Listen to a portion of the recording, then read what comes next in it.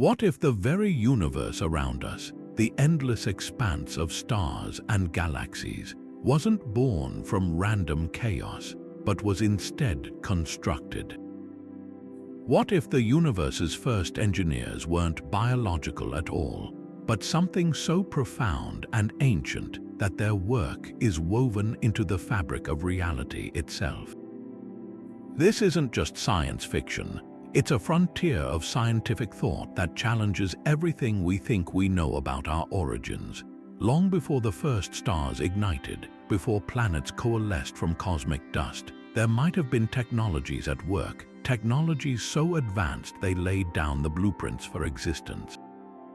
Think of them as the ultimate cosmic starter pack, the fundamental tools and systems that made everything else, including us, possible.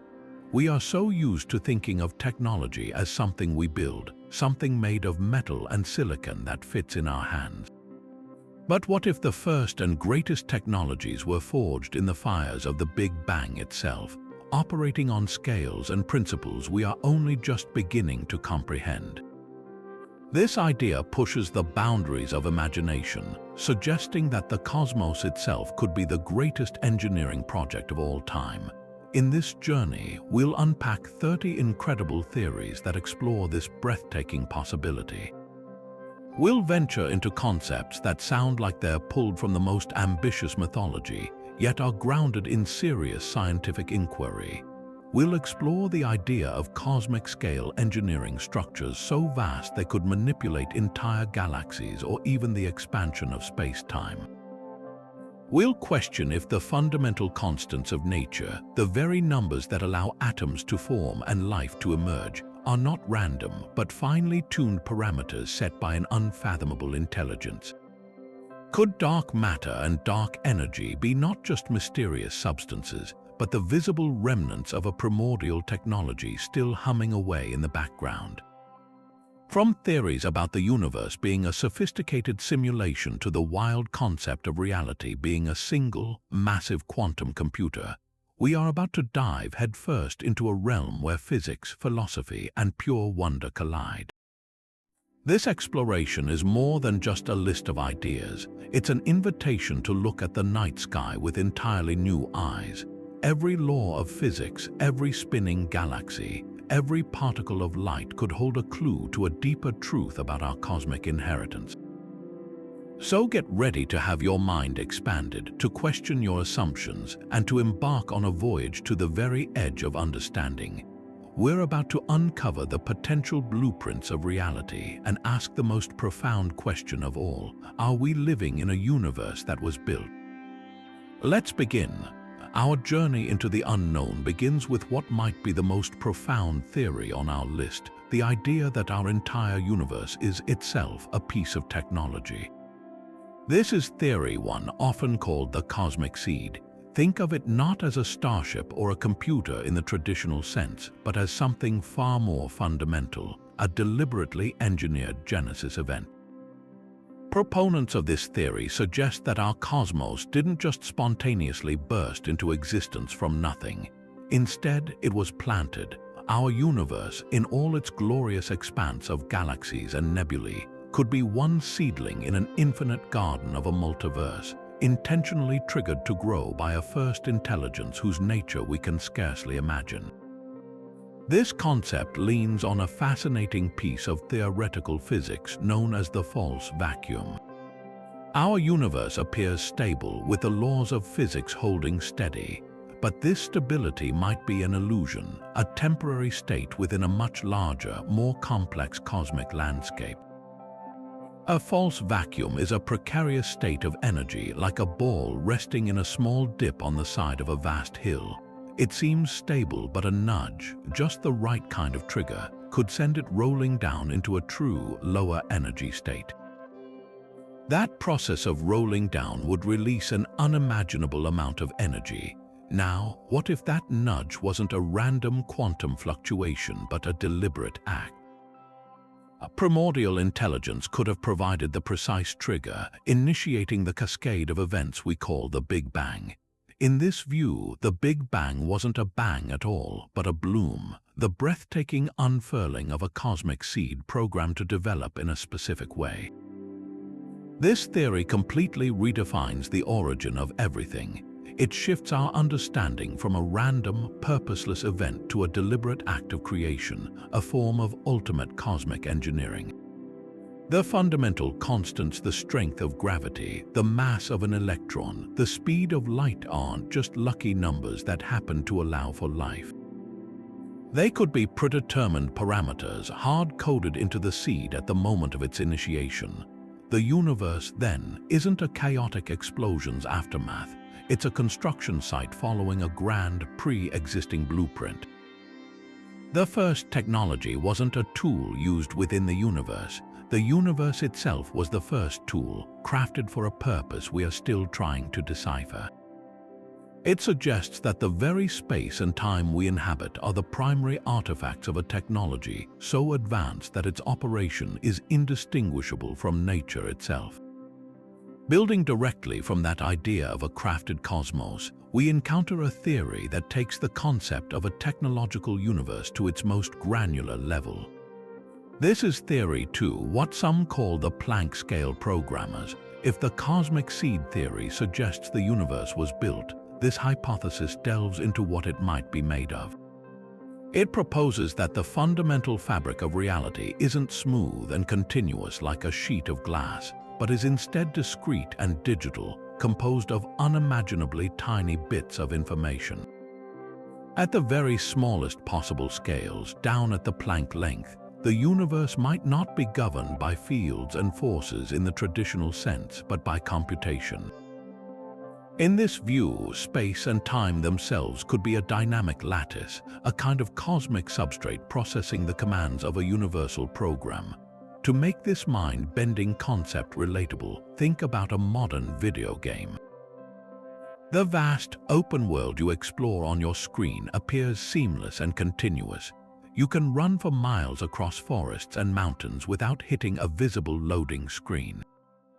But underneath that beautiful illusion, the reality is purely computational. The world is broken down into a grid of pixels, and every tree, every character, every ray of sunlight is just data being processed according to a set of rules. The Planck scale programmer's theory suggests our universe operates on a similar principle, but with a resolution so fine we can't possibly perceive it directly. The pixels of our reality would be these Planck scale units, and everything we experience, from the flight of a bird to the spin of a galaxy, is the result of computations happening on this fundamental grid. This perspective offers a stunningly elegant explanation for some of the universe's most puzzling features. For instance, the cosmic speed limit, the speed of light, might not be a fundamental property of empty space.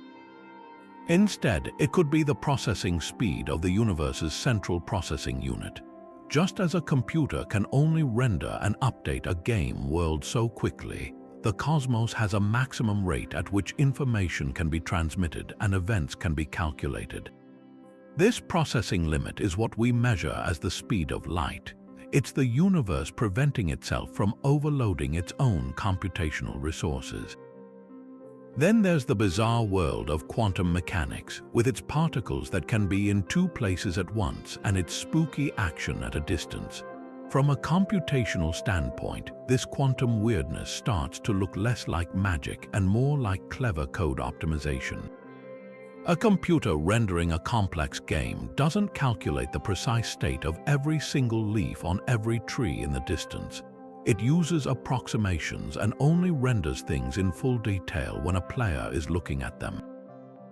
This is a principle called level of detail. In a similar way, phenomena like quantum superposition, where a particle exists in multiple states until it is observed, could be the universe's way of saving processing power.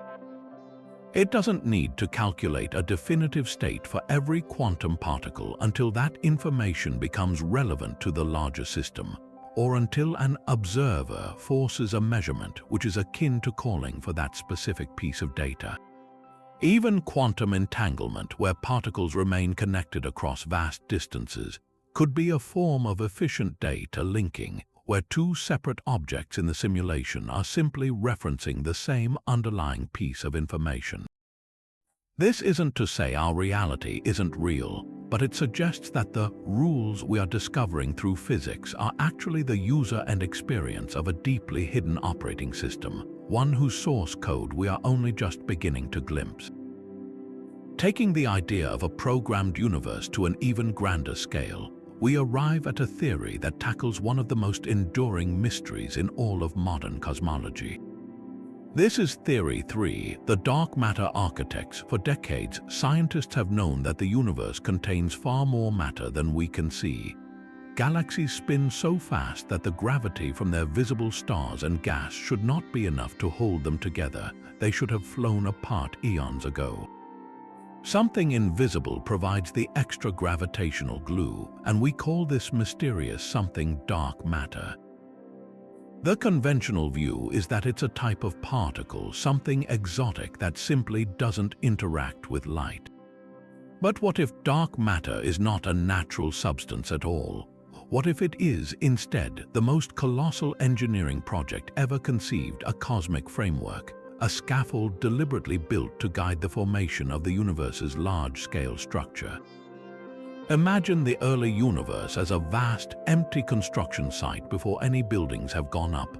The first thing engineers do is erect a steel framework, a skeleton that defines the shape and stability of the future skyscraper. In this theory, dark matter is that framework. An unimaginably ancient intelligence could have deployed or constructed this invisible network, creating a gravitational blueprint that would shepherd ordinary, visible matter, the hydrogen and helium gas, into the specific patterns we see today. This would elegantly explain why dark matter forms massive, diffuse halos around every galaxy. These aren't just random clouds of particles, they are the underlying support structures, the engineered templates that dictated where and how galaxies would form. The reason dark matter doesn't collide with itself or emit light is by design. It's meant to be a stable, passive infrastructure, the unchanging stage upon which the dynamic play of stars and planets would unfold. This perspective transforms our understanding of cosmic evolution. The precise distribution of dark matter, which seems to follow an intricate cosmic web of filaments and nodes, would no longer be a happy accident of random gravitational collapse. Instead, it would be the intended architecture, a master plan written in gravity itself. The mysterious missing mass problem is solved not by finding a new particle, but by recognizing that we are looking at the remnants of a technology. Visualize a spiral galaxy like our own Milky Way, but with its dark matter halo made visible. Instead of a faint, blurry cloud, you would see a brilliant, intricate latticework of gravitational force, a glowing web of filaments that cradles the luminous disk of stars, perfectly explaining its rotation and stability. This cosmic scaffold ensured that matter collected in just the right way to create the nurseries for stars and ultimately for life. It suggests that the universe's first builders didn't just create the rules of the game. They also built the playing field, carefully preparing the conditions for everything that was to come.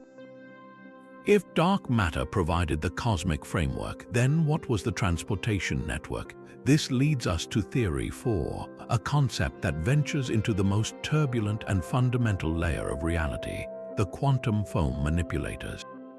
At the incredibly tiny scales of the Planck length, the vacuum of space is not empty and smooth.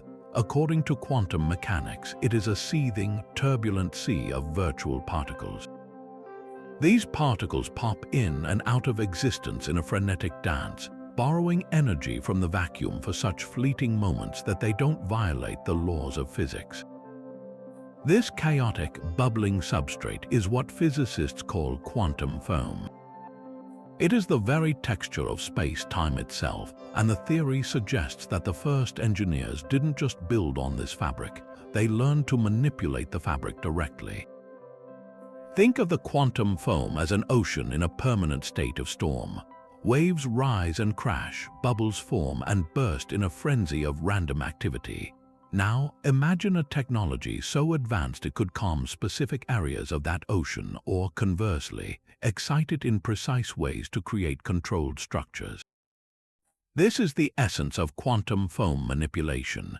By exerting some form of control over this chaotic foundation, a primordial intelligence could theoretically perform what we would consider miracles.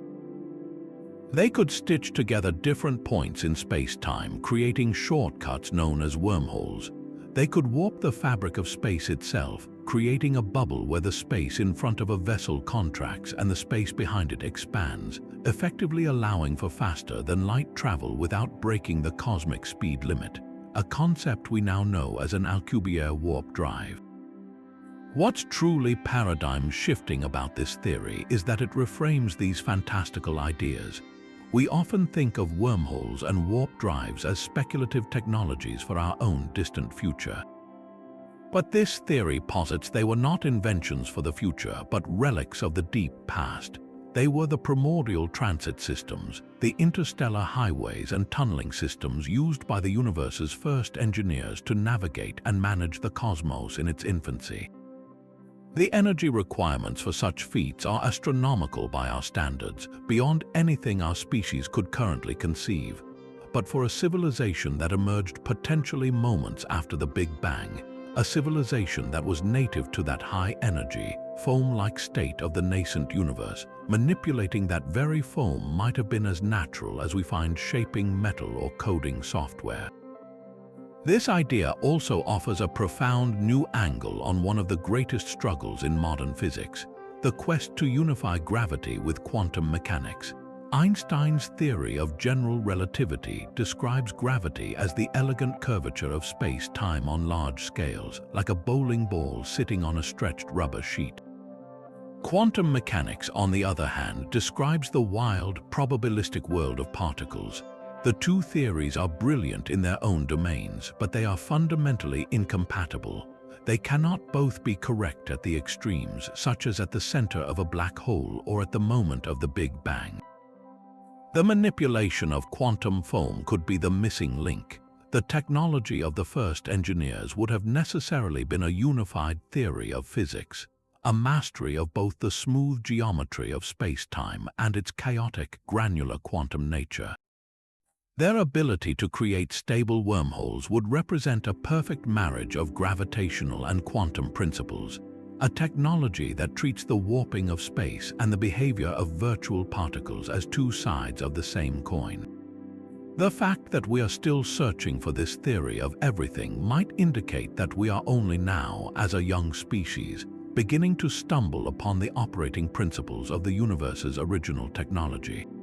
The quantum foam, then, is not just a scientific curiosity. It could be the eroded remains of an ancient and unimaginably vast infrastructure, its original purpose and the hands that shaped it lost to the expanding eons. Following the idea of a universe shaped by grand, invisible architects, we now turn our gaze to the very objects that light up the cosmos, the stars. This brings us to Theory 5, the stellar forges. In our conventional understanding, stars form naturally and inevitably. Vast clouds of primordial hydrogen and helium, stirred by their own gravity, slowly collapse. As the cloud condenses, pressure and temperature at its core skyrocket until nuclear fusion ignites and a star is born. It's a beautiful, self-contained process governed solely by the immutable laws of physics. But what if this wasn't always the case? What if the very first stars, the ancient pioneers known as Population 3 stars, were not just natural occurrences but deliberate constructions?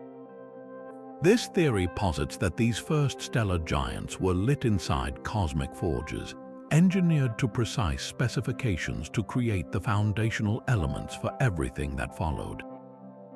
Imagine the early universe. It's a relatively simple place filled with a uniform, thin soup of hydrogen and helium. Left to its own devices, gravity would have taken billions of years to pull this sparse material together into the first stars. The stellar forges theory suggests that process was given a colossal head start. An advanced intelligence wielding technology on a galactic scale could have acted as a cosmic shepherd. They might have used finely tuned gravitational or magnetic fields to herd these primordial gases, gathering them not just into loose clouds, but into perfectly calibrated spheres of immense density. Instead of a slow, chaotic collapse, the ignition of a star could have been a controlled, instantaneous event, a switch being flipped in a cosmic power plant. This wouldn't just be about creating light, it would be about forging the future building blocks of planets and life itself. The distinction between a naturally formed star and one from a stellar forge comes down to design versus chance. A star born solely from gravity has a mass and composition dictated by the random size of the gas cloud that formed it, its life cycle and ultimate fate, whether it dies quietly as a white dwarf or explodes in a supernova, are left to the luck of the draw. An engineered star, however, could be built to a blueprint. A builder might design a star with a specific mass to ensure it would burn for a precise duration, or to guarantee it would end its life in a specific type of supernova explosion. Why would this matter? Because the type of supernova is what determines the elements forged in the star's final moments. It is in these stellar explosions that the universe creates the oxygen we breathe, the carbon that forms our bodies, the iron in our blood, and the silicon in our planets.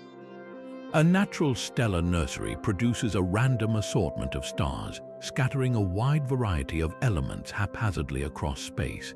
A stellar forge, however, would be a precision tool.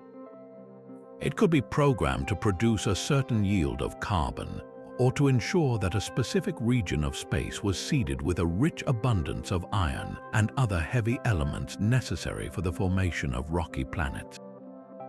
This would transform the role of the first stars from being accidental factories to being deliberate foundries, strategically placed to enrich the cosmos with the exact ingredients required for the next phase of cosmic evolution, the formation of planetary systems and eventually life.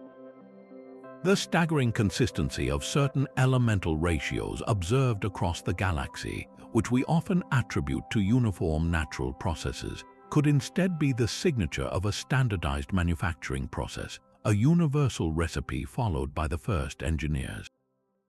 Consider our own Sun, a seemingly ordinary, middle-aged star. It is remarkably stable, burning its fuel at a consistent rate for billions of years, providing a steady, life-giving glow to our world.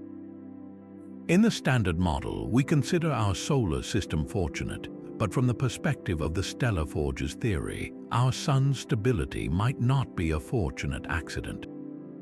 It could be the product of a design template, one of countless well-built stellar engines intended to create stable, long-lasting habitats for biological life. The sheer number of stars in the universe wouldn't be a testament to random chance, but to the scale and efficiency of a primordial construction project, a project whose ultimate goal was to fill the cosmos with the potential for life. When we look at the night sky, we may not just be seeing points of light. We could be looking at the enduring artifacts of the universe's first and greatest industrial revolution, a time when the cosmos learned how to build its own lanterns. Now, let's shift our focus from the grand architecture of stars and space-time to the very thing that would bind such a vast construction project together: communication. If the universe's first technologies involved building cosmic scaffolds and stellar forges, then they would have needed a way to coordinate these efforts across unimaginable distances. This brings us to Theory 6, the concept of a galactic internet. We are not talking about fiber optic cables strung between stars, but something far more elegant and fundamental: a communication network woven directly into the fabric of physics itself, likely using a phenomenon we are only beginning to understand: quantum entanglement. In our own world, we face a frustrating cosmic speed limit, the speed of light. Sending a simple radio signal to our nearest stellar neighbor, Proxima Centauri, would take over 4 years. For a civilization managing the construction of galaxies, such delays would be utterly impractical. A project on that scale would demand instantaneous coordination. Quantum entanglement offers a theoretical way around this limitation. When two particles become entangled, they share a unique connection. Whatever happens to one particle instantly affects its partner, no matter how far apart they are. Einstein famously called this spooky action at a distance because it seems to defy our classical understanding of space and time. Now, envision a technology that doesn't just observe this spooky action, but harnesses it on an industrial scale. The first engineers could have created vast arrays of entangled particles, distributing them across the cosmos like a network of quantum relay stations. Each node in this network would be linked to others, allowing for the instantaneous transfer of information from one end of a galaxy to the other. So, what kind of information would be worth sending across such an incredible network? It wouldn't be for simple chatter or social updates. The data flowing through this galactic internet would be the operational commands and blueprints for reality itself. Think of it as the universe's project management software. One node near a newly forming stellar forge might receive a data packet containing the precise gravitational parameters needed to collapse a gas cloud into a star of a specific mass. Another node monitoring a dark matter scaffold might transmit a status update on the structural integrity of a galactic arm. The most profound data of all, however, could have been the blueprints for biological life. The intricate information stored in DNA with its 4-letter chemical code is a form of data that builds and operates a living organism. It's not a huge leap to imagine that the fundamental patterns for life's building blocks, the specific ways amino acids combine, or the ideal structure of a cell membrane, were not accidental discoveries of evolution on one planet, but were universally transmitted design templates. This galactic internet wouldn't just be carrying messages, it would be distributing the very code of creation, ensuring that life, when it eventually arose, would follow a consistent and workable pattern across the cosmos. This concept also provides a fascinating new perspective on a long-standing astronomical mystery, fast radio bursts or FRB. These are intense, millisecond-long flashes of radio waves that come from deep space. We have detected them from various galaxies, and their origins remain largely unexplained. While scientists propose natural causes like neutron stars or black holes, the galactic internet theory offers an alternative, albeit highly speculative, possibility. What if these powerful, fleeting signals are not natural at all, but fragments of the data traffic that once flowed through this primordial network? An FRB could be a burst of encoded information, a single powerful packet of data being transmitted from one quantum node to another. We might be eavesdropping on the faint, ghostly echoes of the universe's original communication system, a system whose protocols and encryption are so advanced that its signals appear to us as nothing more than random cosmic static. This idea transforms our search for extraterrestrial intelligence. Instead of listening for deliberate hello messages, we might already be detecting the background noise of an ancient, galaxy-spanning infrastructure. Its original purpose fulfilled eons ago, but its machinery still occasionally and mysteriously blinking into activity. But what if the universe's first engineers weren't building with dark matter or quantum foam, but with life itself? This brings us to a theory that hits incredibly close to home, suggesting that the most sophisticated technology we've ever encountered is inside every cell of our own bodies. This is Theory 7, the biological code writers. It posits that the very mechanism of life, the elegant, digital-like system of DNA and RNA, is not a product of blind, random chemistry on early Earth, but is instead the universe's first and most widespread technology, a masterfully designed information storage and processing system deliberately seeded across the cosmos. Consider the genetic code for a moment. It is a literal language, a set of instructions written in a 4-letter chemical alphabet. It stores immense amounts of data in a fantastically compact format. It has built-in error correction mechanisms to ensure fidelity when copying itself, and its core structure is astonishingly universal. From the simplest bacteria to the most complex human being, nearly all life on Earth uses the same fundamental code to translate DNA sequences into the proteins that build and operate our bodies. From a purely statistical standpoint, the odds of this intricate, self-replicating system emerging spontaneously from a primordial soup through random interactions are astronomically low. It would be like expecting a perfect, error-free dictionary and grammar guide for a completely new language to assemble itself from a whirlwind blowing through a library. The biological code writer's theory suggests that this leap was not a fluke but a deployment. The blueprint for life, in its most fundamental form, was a piece of technology engineered by a primordial intelligence and implanted into the young cosmos. This idea takes the panspermia hypothesis, the concept that life can be spread from one world to another by asteroids or comets, and elevates it to a truly cosmic scale. It's not just that simple, hardy microbes might have hitched a ride on a space rock to Earth. Instead, the entire system for creating and managing biological complexity was the seeded technology. Think of it not as spreading a finished product, but as distributing an open-source operating system and a set of universal development tools. The seeds sent out across the galaxy wouldn't necessarily have been fully formed organisms, but rather the fundamental molecular machinery. The protocols for genetic coding, the structures of key proteins, the basic metabolic pathways that would guarantee life when it took root would develop along a predictable and viable trajectory. This explains the universality of the genetic code not as evidence of a single origin on Earth, but as evidence of a single universal design standard. Why would a civilization or an intelligence do this? The motivations could be as varied as our own reasons for writing code. It could be a form of cosmic gardening, a project to literally bring the sterile universe to life, transforming inert matter into conscious, evolving systems. It could be a monumental experiment designed to see how this biological technology adapts and complexifies under countless different planetary conditions. Or on a more profound level, it could be a form of legacy. Just as we store our knowledge in books and servers, a first intelligence might have chosen DNA as the ultimate, durable medium for preserving something of itself, ensuring that its thoughts, in the form of the potential for ever-advancing life, would continue long after its own physical form had passed.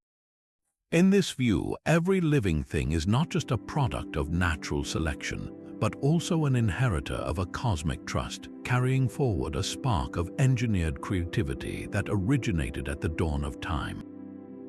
Our own DNA, then, is not merely a record of our biological ancestry. It is the living, breathing artifact of the universe's first and most intimate technology. Moving from the microscopic blueprint of life to structures of almost unimaginable scale, we now consider a concept that redefines the very idea of cosmic engineering.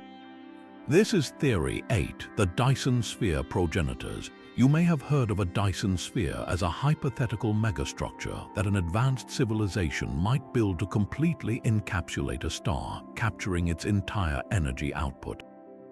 It's often presented as a distant, futuristic goal for humanity, but this theory flips that timeline on its head. What if Dyson spheres, or something far beyond them, were not a goal for the future, but were actually common technologies in the universe's deep past, erected by its first inhabitants? And what if these ancient engineers weren't bothering with ordinary stars, but were instead building around far more potent and exotic cosmic engines?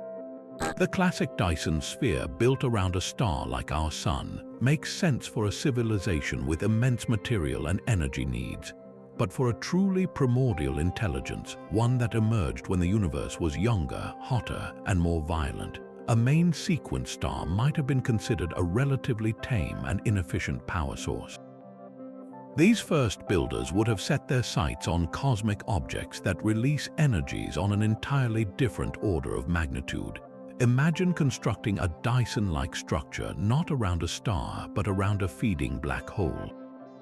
The region just outside a black hole's event horizon, called the accretion disk, is a maelstrom of superheated gas and dust, glowing with intense radiation as matter is torn apart and compressed. The energy radiated from this process can outshine entire galaxies. A civilization that could build a containment structure here, a kind of hyper-Dyson sphere, would be tapping into power generation that makes a star look like a candle. Similarly, a neutron star, the incredibly dense remnant of a supernova, emits beams of intense radiation and possesses a gravitational field so strong that it warps space-time itself. Building an energy-harvesting array around such a volatile object would be the ultimate testament to an engineer's skill. These wouldn't be simple solid shells. They would likely be intricate, dynamic swarms of countless individual collectors, each one intelligently positioned to withstand the titanic forces and harness specific types of energy, from the heat of the accretion disk to the rotational energy of the pulsar itself. So, if such incomprehensible megastructures were built eons ago, how could we possibly find evidence of them today? The key lies in the unavoidable laws of physics.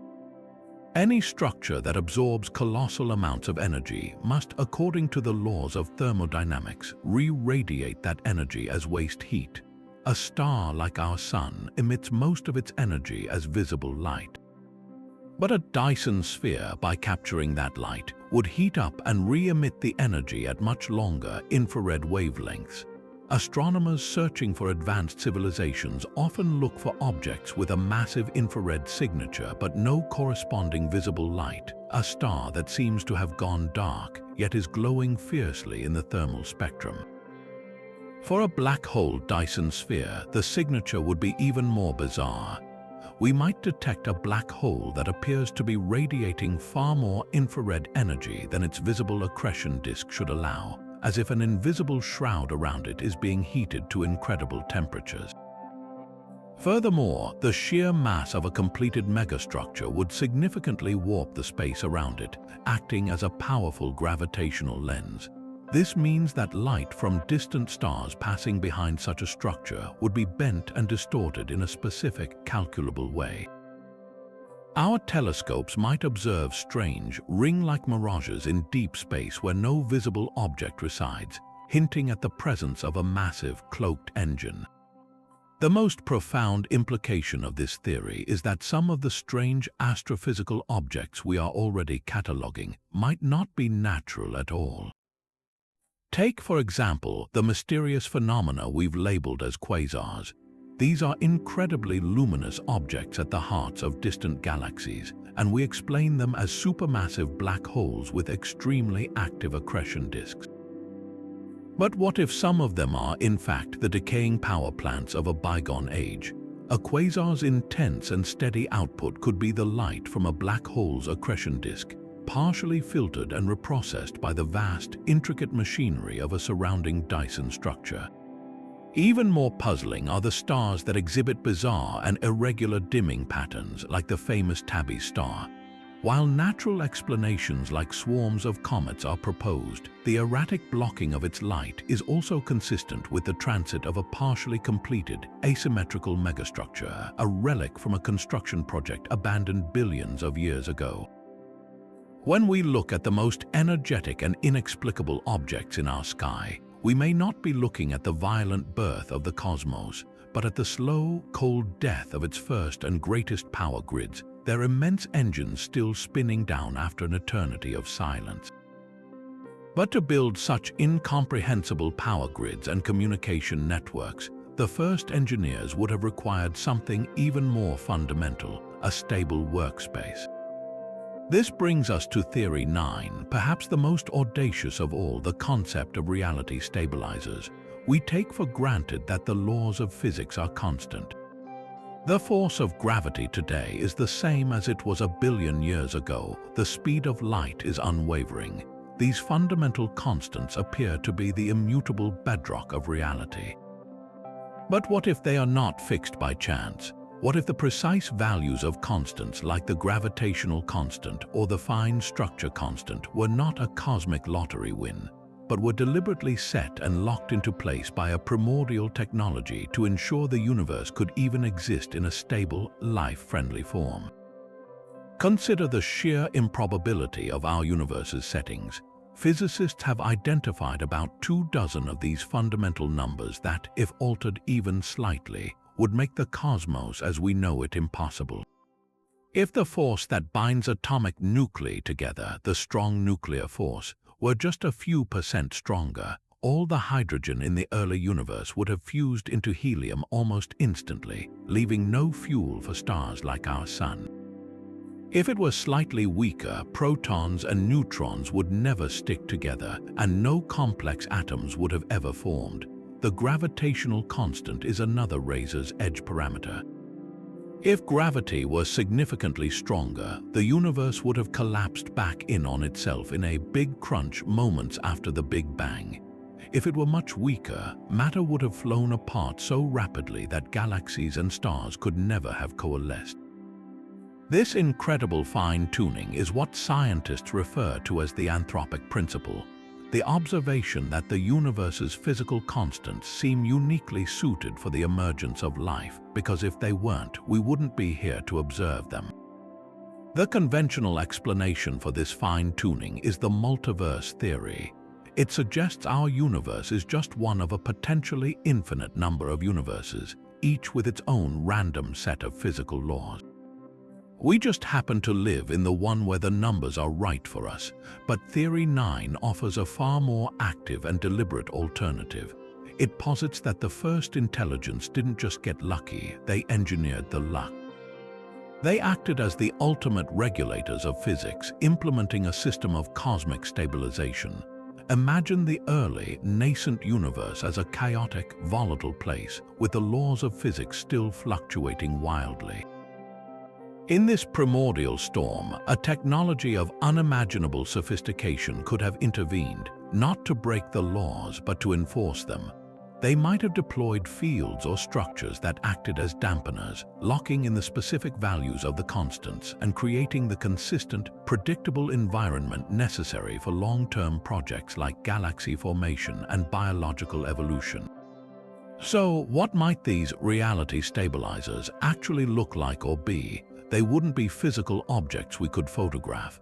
They would be deeply embedded in the fabric of space-time itself, perhaps as a kind of background field that permeates every cubic centimeter of the cosmos. Think of it as the universe's own gyroscopic system, a set of inertial dampeners that constantly correct for any potential drift in the fundamental forces. Their function would be to maintain equilibrium, ensuring that gravity never gains a fraction of a % more strength or that the electromagnetic force never wanes.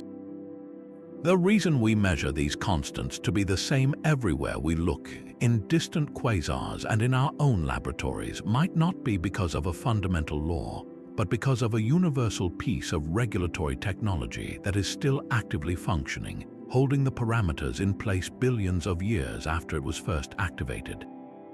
This perspective transforms our understanding of physics from a quest to discover pre-existing laws into an effort to reverse engineer an active control system.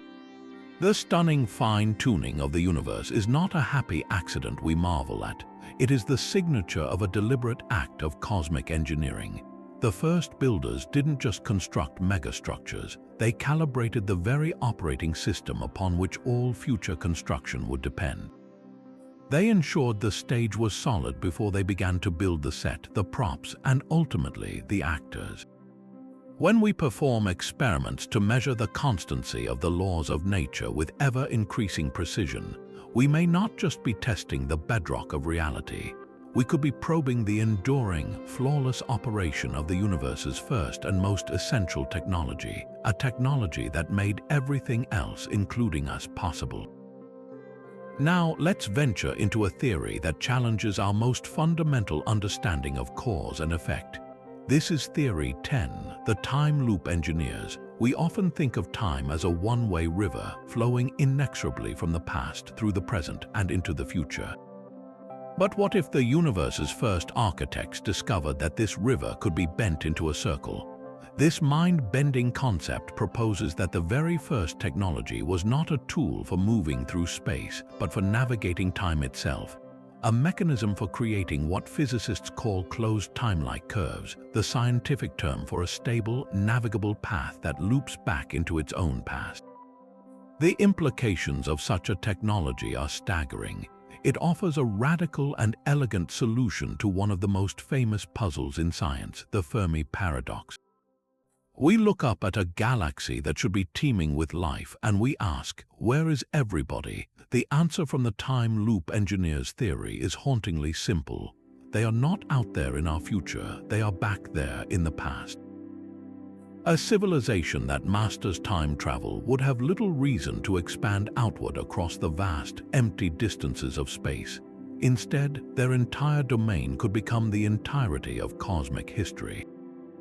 They wouldn't colonize other stars, they would colonize other eras, treating the timeline itself as their canvas. The reason the galaxy seems silent to us is because all the activity is happening in epochs long before our sun even ignited, or in futures so distant we cannot yet perceive them. We are essentially living in a quiet, overlooked corner of a temporal empire. This concept also provides a profound explanation for one of the deepest mysteries in cosmology. Why did the universe begin in a state of such incredibly low entropy? Entropy is a measure of disorder, and the general rule is that things move from order to chaos over time. Yet, the early universe was a remarkably smooth, ordered, and low-entropy soup of particles. This is strangely counterintuitive. A random beginning should have been a mess of high entropy. The time loop theory offers a breathtaking resolution. What if the universe's low entropy beginning wasn't a starting point at all, but was actually the result of a causal loop? Imagine a future, ultra-advanced civilization facing the heat death of the universe in a far distant era of maximum entropy and darkness. Using their mastery of time, they could send information or even energy precisely back to the moment of the Big Bang. This injection of order from the future into the past would effectively reset the cosmic clock, creating the perfectly ordered conditions we observe at the beginning. In this view, the universe didn't have a singular start. It's part of an endless, self-perpetuating cycle, a cosmic Ouroboros, the ancient symbol of a serpent eating its own tail, where the end continually begets the beginning. Visualize a Möbius strip, a simple loop of paper with a single twist in it. As your finger traces along its surface, it eventually returns to its starting point, yet it has traveled along both sides of the paper. A closed time-like curve would be the temporal equivalent of this, a path through space-time where an event becomes its own cause. An engineer from a future era could travel back to a point in the past and through their actions set in motion the very chain of events that leads to their own existence and the invention of time travel in the first place. This creates a stable, paradox-free loop where information or objects circulate endlessly without a clear point of origin. The technology to create such loops wouldn't be a time machine in a classic sense, but something far more subtle, perhaps a device that twists local space-time into a specific, self-intersecting geometry, allowing for a seamless journey into yesterday that was always a part of today's timeline. The fact that we have not yet observed obvious time travelers might simply mean that their technology is so refined, their manipulations of the timeline so seamless, that their presence is completely undetectable, woven into the very history we take for granted. Now we approach a theory that challenges the very core of our self-awareness. This is Theory 11, and it ventures into the most intimate and mysterious frontier of all, the consciousness field generators. For centuries, we have operated under the assumption that consciousness is an emergent property, a kind of beautiful and complex illusion generated by the intricate wiring of our biological brains. But what if we have it completely backwards? What if consciousness is not a product of the universe, but a foundational component of it? This radical idea proposes that consciousness is a fundamental field, as real and pervasive as the gravitational field or the electromagnetic field. It would be woven into the very fabric of space-time, a universal substrate of awareness that permeates everything from a human thinker to a falling rock. This concept finds a home in a school of thought known as panpsychism. Panpsychism suggests that all matter, to some minute degree, has an inner life or a proto-consciousness. It's not that a rock is thinking deep thoughts, but that the fundamental particles that constitute it possess a tiny spark of subjective experience. In this view, the universe is not a dead, mechanical place that somehow stumbled into feeling. It is a living, feeling place from the very start. The human brain, then, with its billions of neurons, is not a creator of consciousness. Instead, it's an incredibly sophisticated receiver and amplifier, a biological device that taps into this universal consciousness field and focuses it, much like a radio telescope collects and focuses faint radio waves from across the galaxy into a clear signal.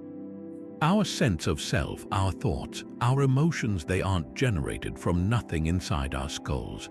They are the result of our brain's unique interaction with this fundamental field. This leads directly to the staggering technological implication. The universe's first engineers wouldn't have needed to invent consciousness. They would have needed to invent a way to interface with it. The very first technology in this scenario might have been a consciousness field generator. This wouldn't be a machine that creates souls, but a device that allows an intelligence to directly access, manipulate, and amplify the background field of awareness that already exists. Think of it as the ultimate user interface for reality. While our brains are biological receivers limited by evolution and genetics, a technological receiver could be far more powerful and precise. It could potentially allow a user to experience consciousness from multiple perspectives at once, to access layers of reality that are currently beyond our biological capabilities, or to communicate through pure thought across interstellar distances, using the consciousness field itself as the medium. This theory also offers a compelling solution to one of the biggest challenges in our own technological future: creating a true artificial general intelligence, or AGI. Today, we are trying to build intelligent machines by replicating the neural networks of the brain. We are creating increasingly sophisticated pattern matching systems, but they lack any inner world, any genuine understanding or feeling. We are building incredibly complex computers, but we have no idea how to give them the light of awareness. The theory of a consciousness field provides a potential pathway. True AGI might not be achieved by simply making our software more complex. It might require building a physical device, a technological antenna, that can successfully tap into the universal consciousness field and anchor that awareness within a synthetic mind. We wouldn't be programming a soul into the machine. We would be building a receiver sophisticated enough to tune into the channel of consciousness that already broadcasts throughout the cosmos. The moment a machine successfully interfaces with this field would be the moment it transitions from being a sophisticated tool to being a genuinely conscious entity. Consider the baffling findings in quantum mechanics, where the act of observation seems to affect reality. The famous double-slit experiment shows that particles exist in a blurry state of multiple possibilities until they are measured, at which point they choose a single definite state.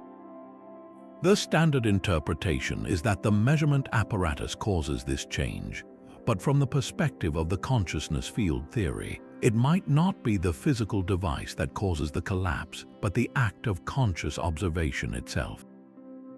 The field of consciousness interacting with the quantum system could be what solidifies possibility into actuality.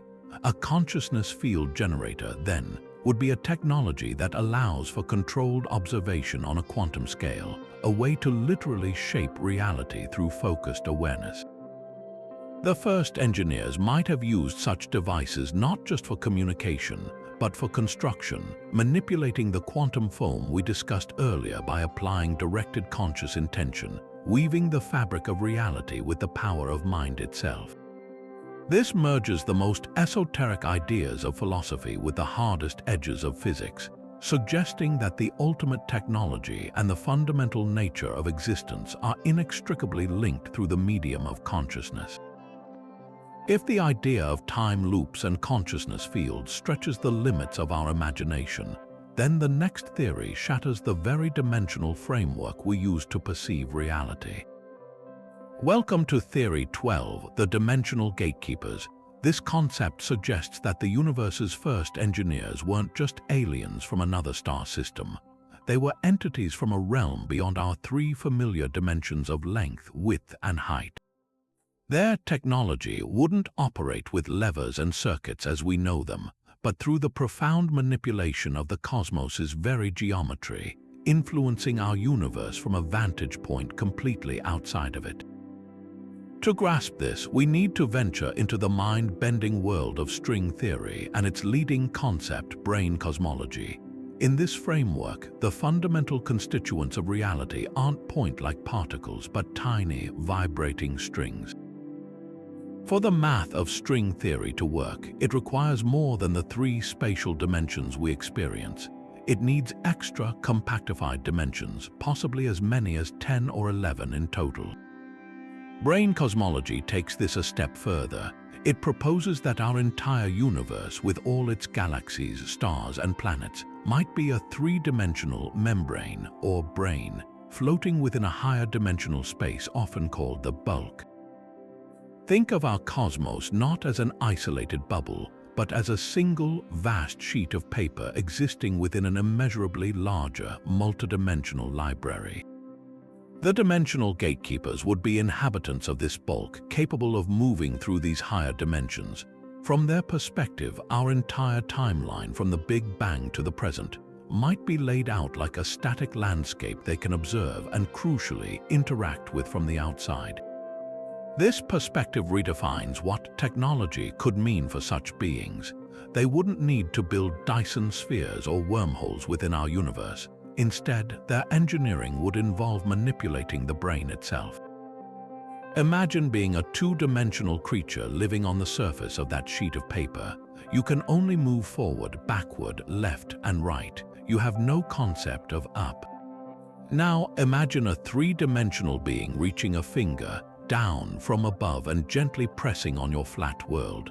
To you and your fellow flatlanders, this would appear as a miraculous, inexplicable event, a new object suddenly manifesting out of nowhere. In the same way, a higher dimensional intelligence could influence our three-dimensional brain by applying pressure, creating folds, or even causing vibrations within the fabric of our space.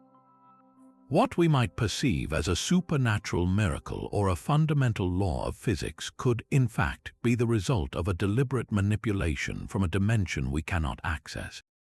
This framework offers a powerful lens through which to view some of cosmology's greatest puzzles. For instance, what caused the Big Bang itself? From the brane cosmology perspective, it might not have been an explosion from a singularity, but a colossal collision between our brain and another parallel universe brain floating in the bulk. The dimensional gatekeepers could have been the architects of that collision, intentionally initiating the genesis of our cosmos.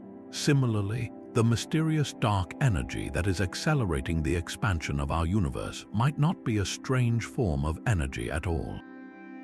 It could be the subtle, ongoing influence of a higher dimensional force, a gentle, constant pressure being applied to our brain from the outside, steadily stretching the very fabric of space itself. Even the seemingly random, inexplicable events that science struggles to explain could be reinterpreted. A star that suddenly vanishes or a particle that appears to defy physics might not be a violation of natural law, but evidence of a localized interaction with the bulk, a place where the gatekeepers are actively tweaking the parameters of our reality. Consider the implications for the fine-tuning of the universe we discussed earlier. If the fundamental constants are not random, their precise values could be locked in by the specific geometry and tension of our brain. The dimensional gatekeepers, as master geometers of reality, could have tuned our brain during its creation, setting the gravitational constant, the mass of the electron, and the strength of the nuclear forces to their life-allowing values. This isn't just engineering, it's cosmic origami on the grandest possible scale. The very structure that gives rise to our existence is their artifact. When we look at the deepest images from our telescopes, we are not just looking out into space. We are examining the intricate surface of our own three-dimensional world, a surface that may bear the fingerprints of its creators from a higher plane of existence. The silence of the cosmos, the Fermi paradox, takes on a new meaning here as well. The true, advanced life forms may not be within our universe traveling between stars. They may be all around us in dimensions we are biologically and technologically blind to, their immense works and presence hidden in plain sight, simply because we lack the perceptual capacity to look in the right direction. From the unimaginable scale of dimensional engineering, we now turn to a theory that sees purpose in the most destructive objects in the cosmos. This is Theory 13, the black hole farmers. We typically view supermassive black holes as cosmic monsters, terrifying entities that lurk in the hearts of galaxies, consuming anything that ventures too close.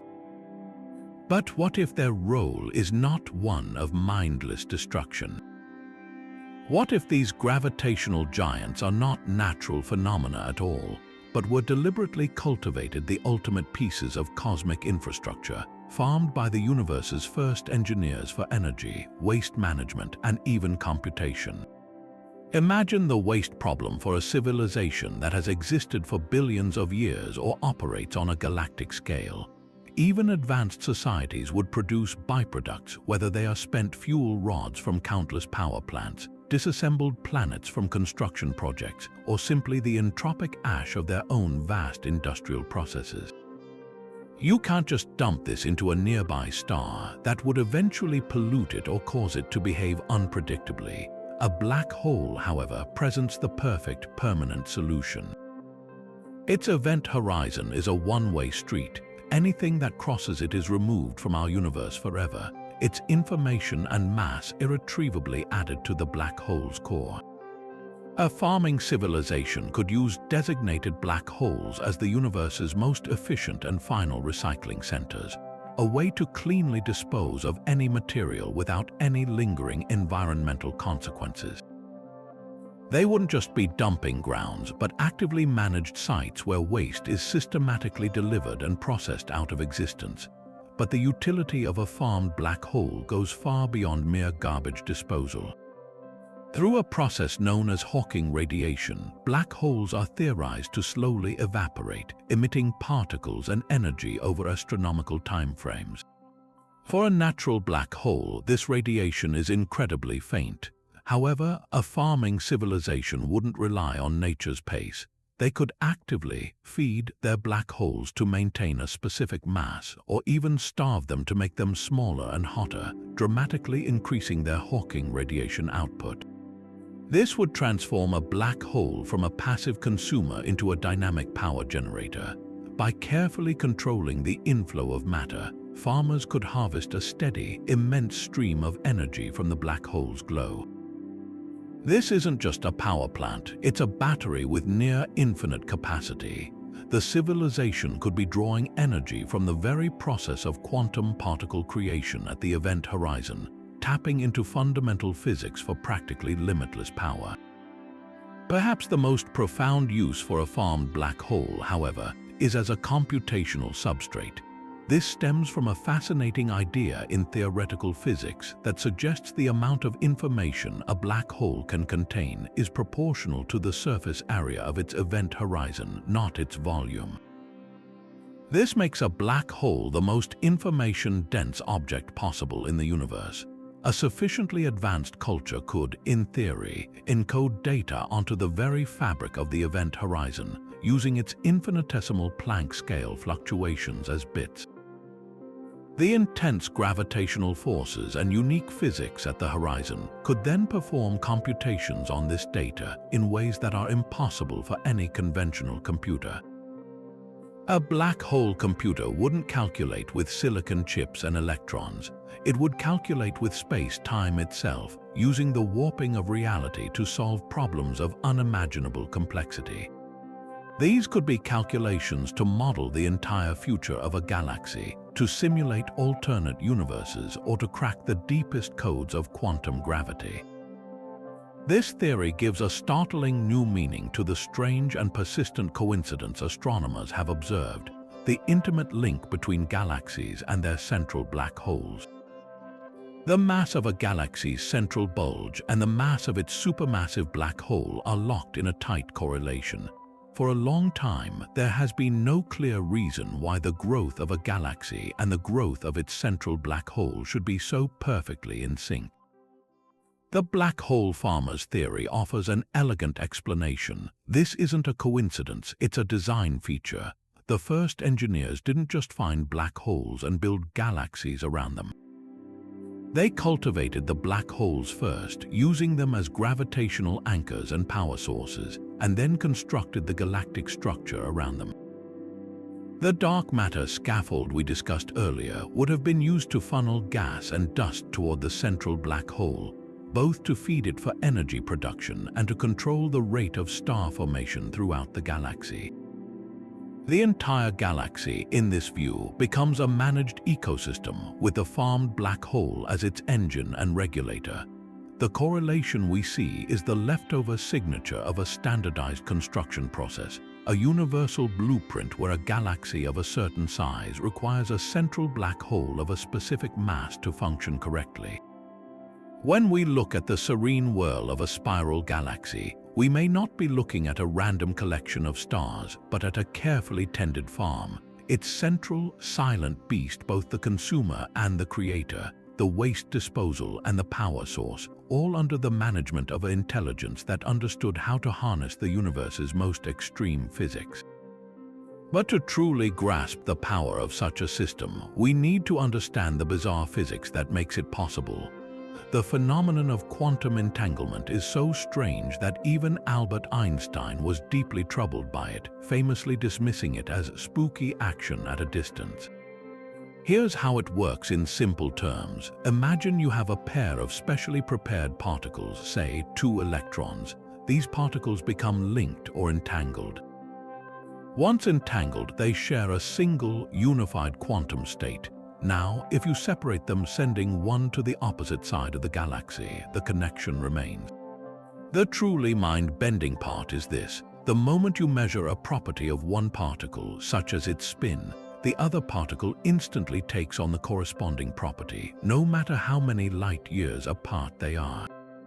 This correlation is instantaneous, seemingly violating the cosmic speed limit of light. It's as if you had a pair of magical coins. No matter where you took one, flipping it to heads in your hand would cause the other coin, millions of light years away, to simultaneously show tails. This isn't a theory, it's a laboratory-confirmed fact of quantum mechanics, and it forms the perfect backbone for a cosmic-scale communication system.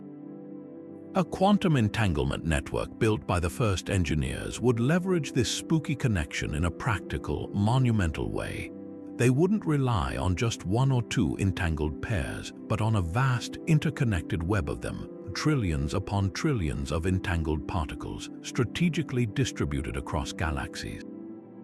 Each pair would act as a single, unbreakable communication channel. To send a message, an operator at one node would perform a specific measurement on their local particle.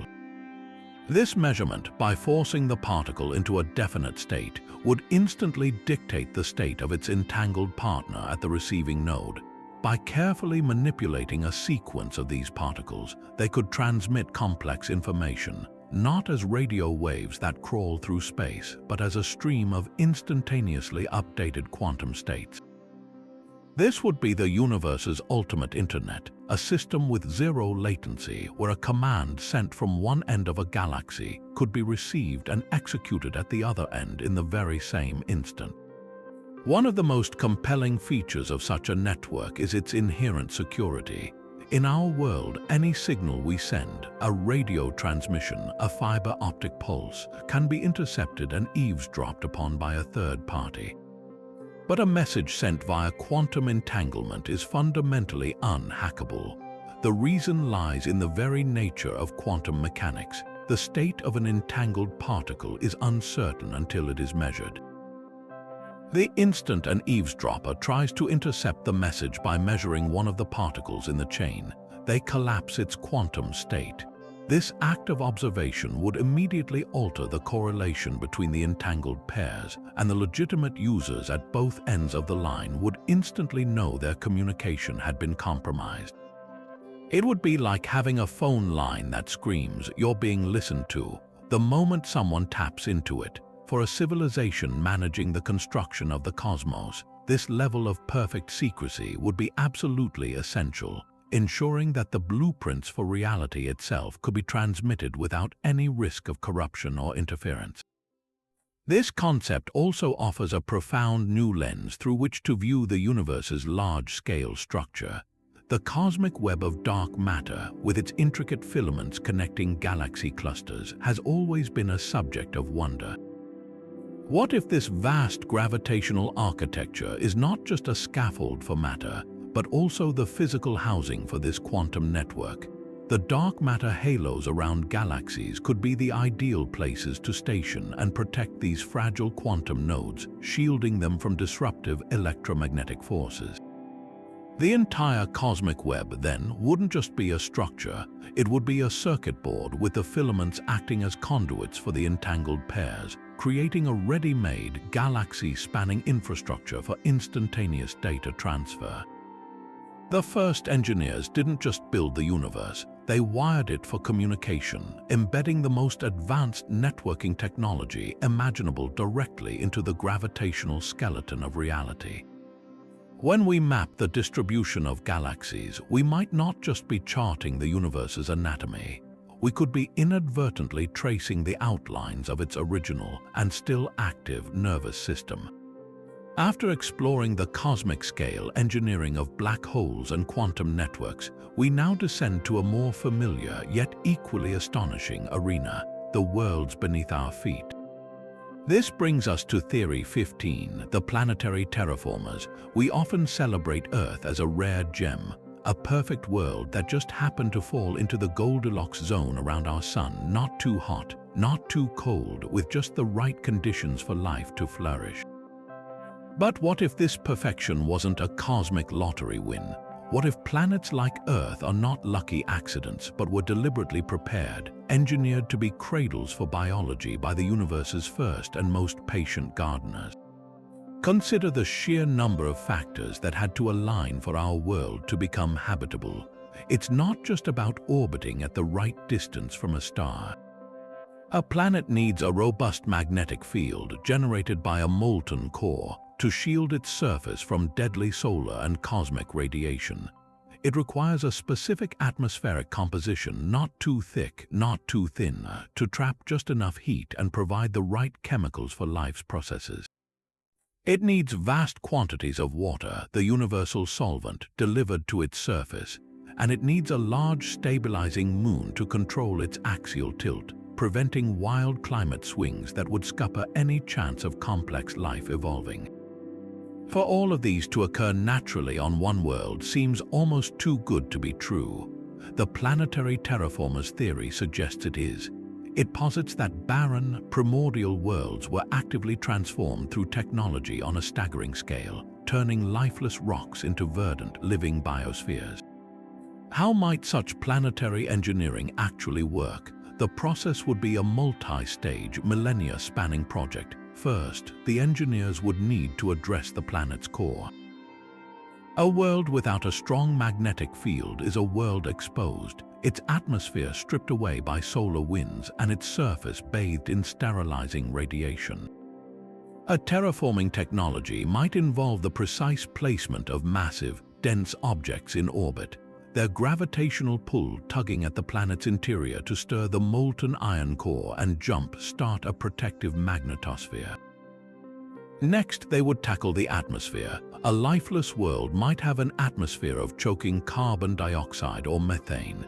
Advanced machines, perhaps self-replicating nanobots, could be deployed to process this air, breaking down toxic molecules and releasing breathable oxygen and nitrogen in a carefully managed global-scale chemical reaction.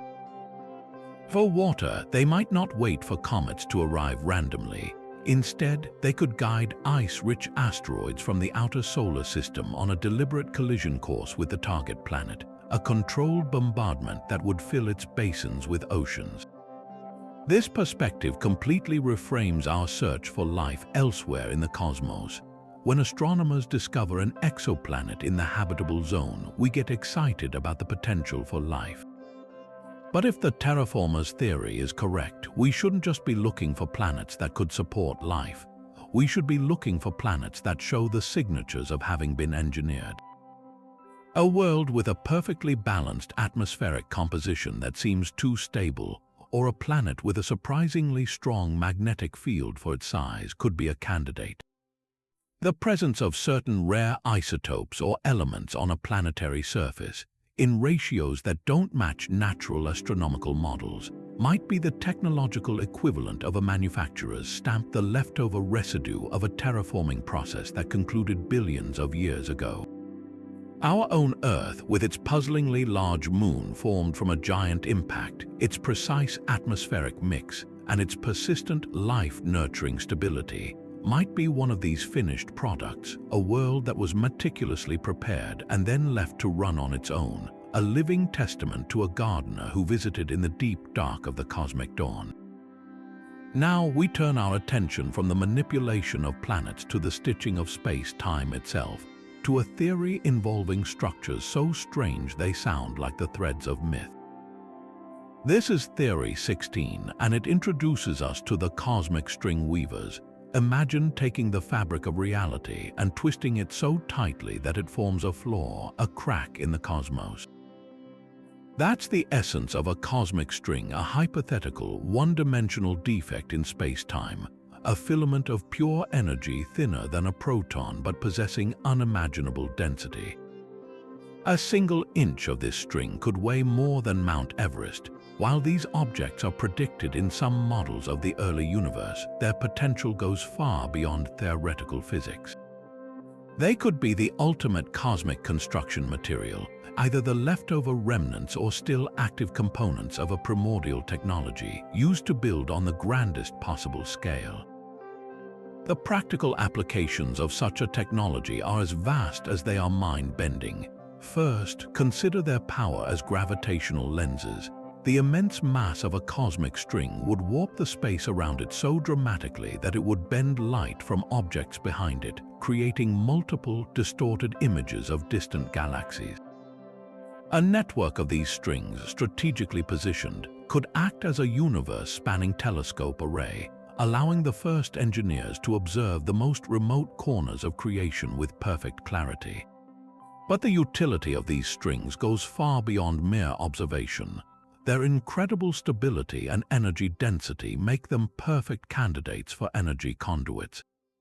Picture a cosmic string as a superconducting wire stretched between two galaxies. It could, in theory, carry prodigious amounts of energy across interstellar voids with virtually no loss, powering distant megastructures or providing the spark to ignite new stars in dark regions of space. This wouldn't just be a power cable, it would be a cosmic artery pulsing with the lifeblood of a technologically managed universe. Perhaps the most revolutionary use for such strings, however, lies in transportation.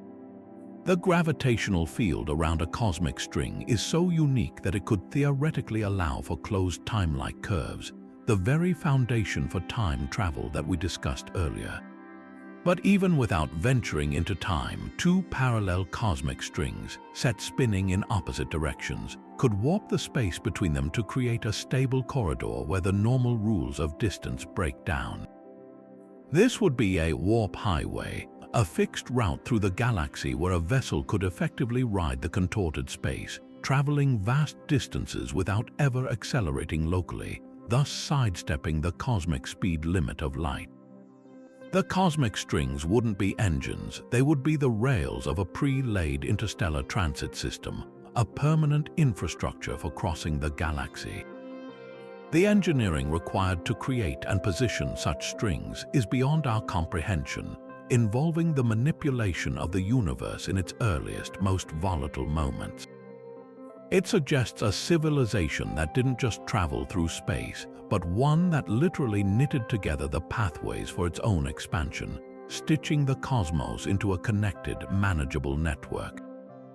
The existence of such strings would be the ultimate evidence of a universe that was not just born, but deliberately woven into a coherent whole. But to power such immense projects, to weave cosmic strings, farm black holes, and stabilize reality itself, the first engineers would have needed a source of energy that dwarfed even the output of stars. This brings us to a theory that taps into the most fundamental reservoir of power imaginable, a source hiding in the utter emptiness of space itself.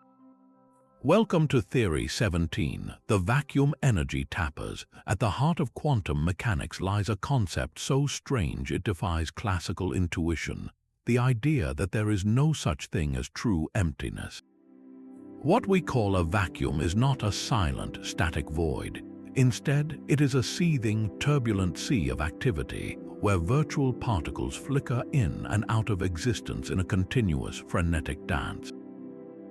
These particles borrow energy from the fabric of space-time for such fleeting moments that they don't violate physical law, and their collective activity generates what physicists call zero-point energy. This isn't a small amount of power. The energy density of the vacuum is theoretically immense, so vast that it could be the ultimate power source, hidden in plain sight within every cubic centimeter of the universe. The challenge, of course, is tapping into this ocean of energy. For us, it remains a theoretical dream, like trying to bottle the brief flash of a spark. But for a civilization that emerged when the universe was in its fiery infancy, harnessing the vacuum might have been their first and most fundamental technological breakthrough. Imagine a device that doesn't burn fuel or fission atoms, but one that acts as a sort of cosmic straw, inserted into the fabric of space-time to siphon off this background energy. The technology to achieve this would likely involve creating a controlled Casimir effect. We can observe a simple version of this in labs today. When two perfectly smooth, neutral metal plates are placed extremely close together in a vacuum, they are pushed toward each other. Why? Because the space between the plates is so narrow that only certain wavelengths of virtual particles can fit, while the wider space outside the plates allows for more. This creates a pressure differential, effectively a force from nothing, proving that energy can be extracted from the vacuum itself. A vacuum energy tapper would be a masterful amplification of this principle, a device that could create and stabilize these conditions on a massive scale, generating a steady, limitless flow of power directly from the void. The implications of mastering such a technology are universe-altering. It resolves the most practical problem for any civilization with cosmic ambitions: fuel. You wouldn't need to mine asteroids for deuterium, build Dyson spheres around stars, or feed black holes. The power is everywhere, equally accessible in the depths of interstellar space as it is in orbit around a planet. This is the ultimate free energy, a source so ubiquitous and renewable that it would remove all constraints on growth and project scale. A civilization powered by zero-point energy could realistically contemplate engineering projects we consider the stuff of mythology, stabilizing wormholes for transit, adjusting the expansion rate of the universe, or even creating new pocket universes. The energy required to manipulate the cosmic strings or generate the reality-stabilizing fields we discussed earlier would be trivial with such a source. Their entire technological civilization would be built upon drawing power from the silent hum of existence itself. What's perhaps most profound is that we might already be seeing the side effects of this ancient technology at work in the cosmos today. One of the greatest mysteries in modern cosmology is dark energy, the mysterious force causing the expansion of the universe to accelerate.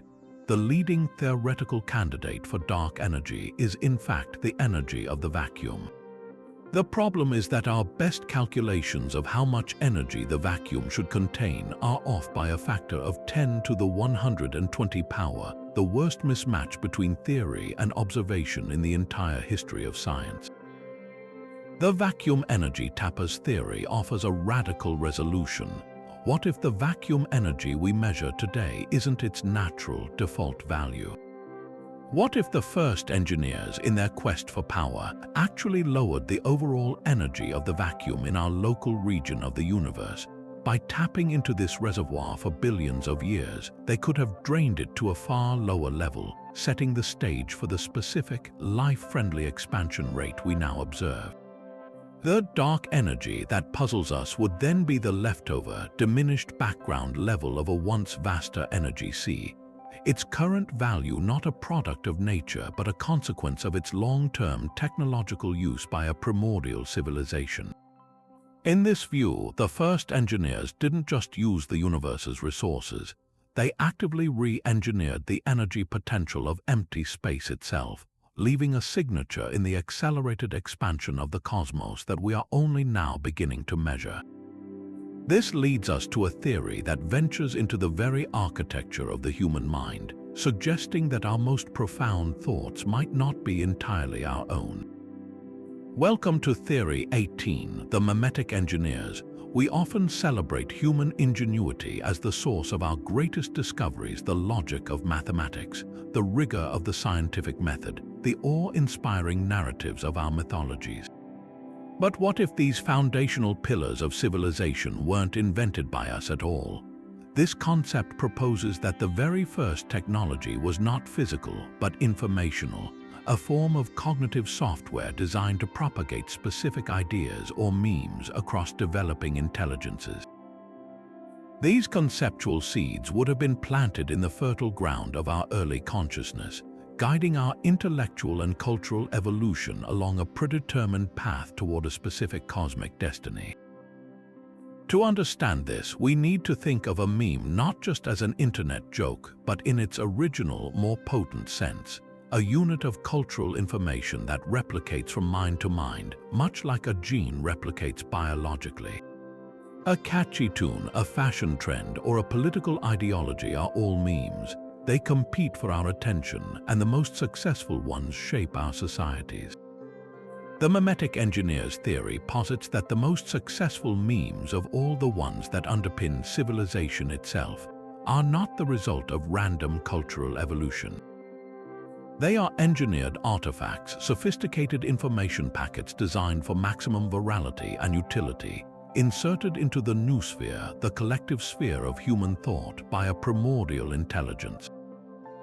These wouldn't be simple messages, but complex cognitive frameworks, entire operating systems for civilization that steer us toward universal milestones like advanced mathematics, empirical science, and complex symbolic communication. Consider the uncanny universality of mathematics. Across the globe, isolated cultures independently discovered the same geometric principles and the same fundamental arithmetic. The Pythagorean theorem works as perfectly in the ruins of ancient Babylon as it does in a modern physics lab. This has always been explained by math being the inherent language of the universe which we merely discovered.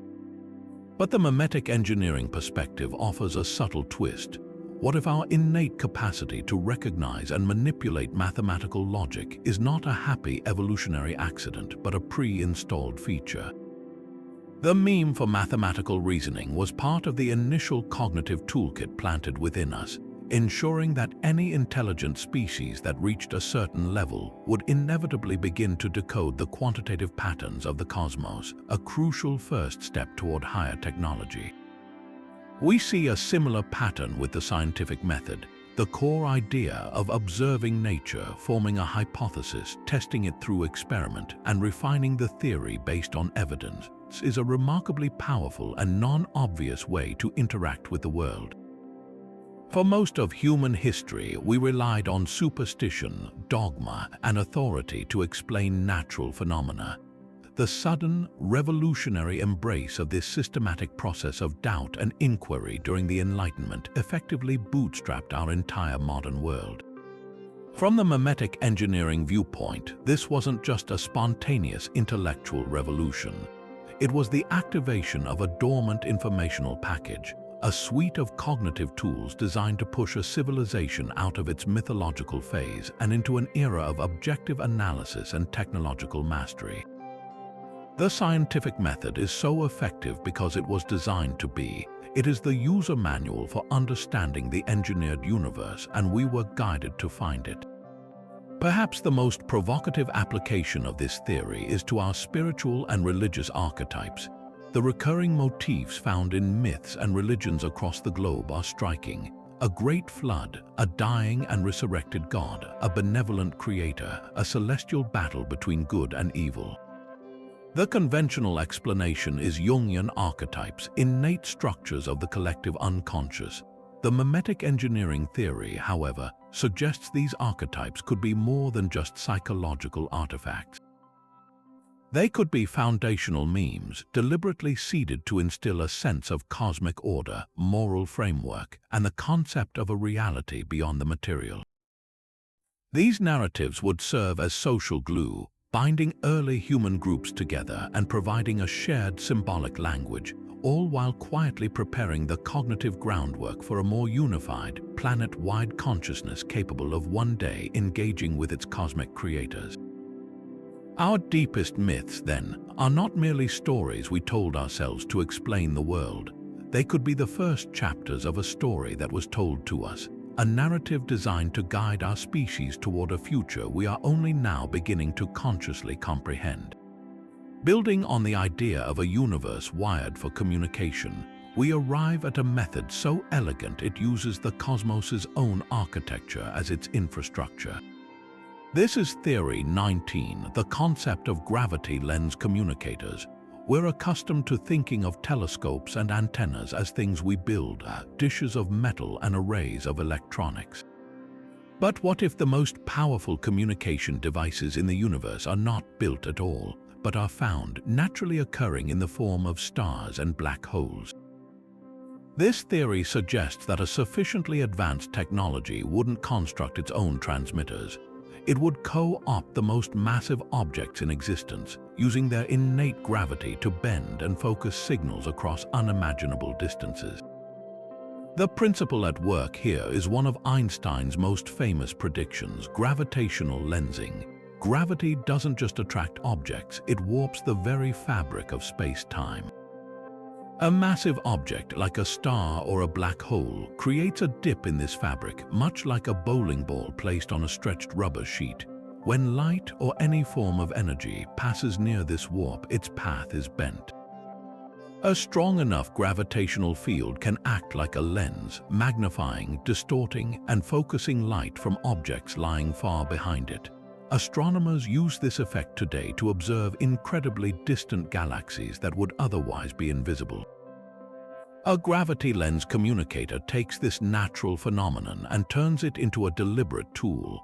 Instead of just observing the magnified light, an advanced operator would use the gravitational lens to send a signal. By positioning a transmitter at the precise focal point relative to a star or black hole, they could fire a message into the warped space. The gravity of the massive object would then act as a colossal focusing lens, collimating the diffused signal into a tightly concentrated beam capable of traveling across the galaxy with minimal dispersion. A whisper sent through this cosmic megaphone could arrive at its destination thousands of light years away with the clarity of a shout. The choice of lens reveals the scale of this ambition. Using a star like our Sun would be impressive, perhaps allowing for clear communication within a local stellar cluster. But to truly bridge the gulfs between galaxies, a civilization would need a lens of unparalleled power. A supermassive black hole, with its billions of solar masses concentrated in a single point, would be the ultimate communications hub.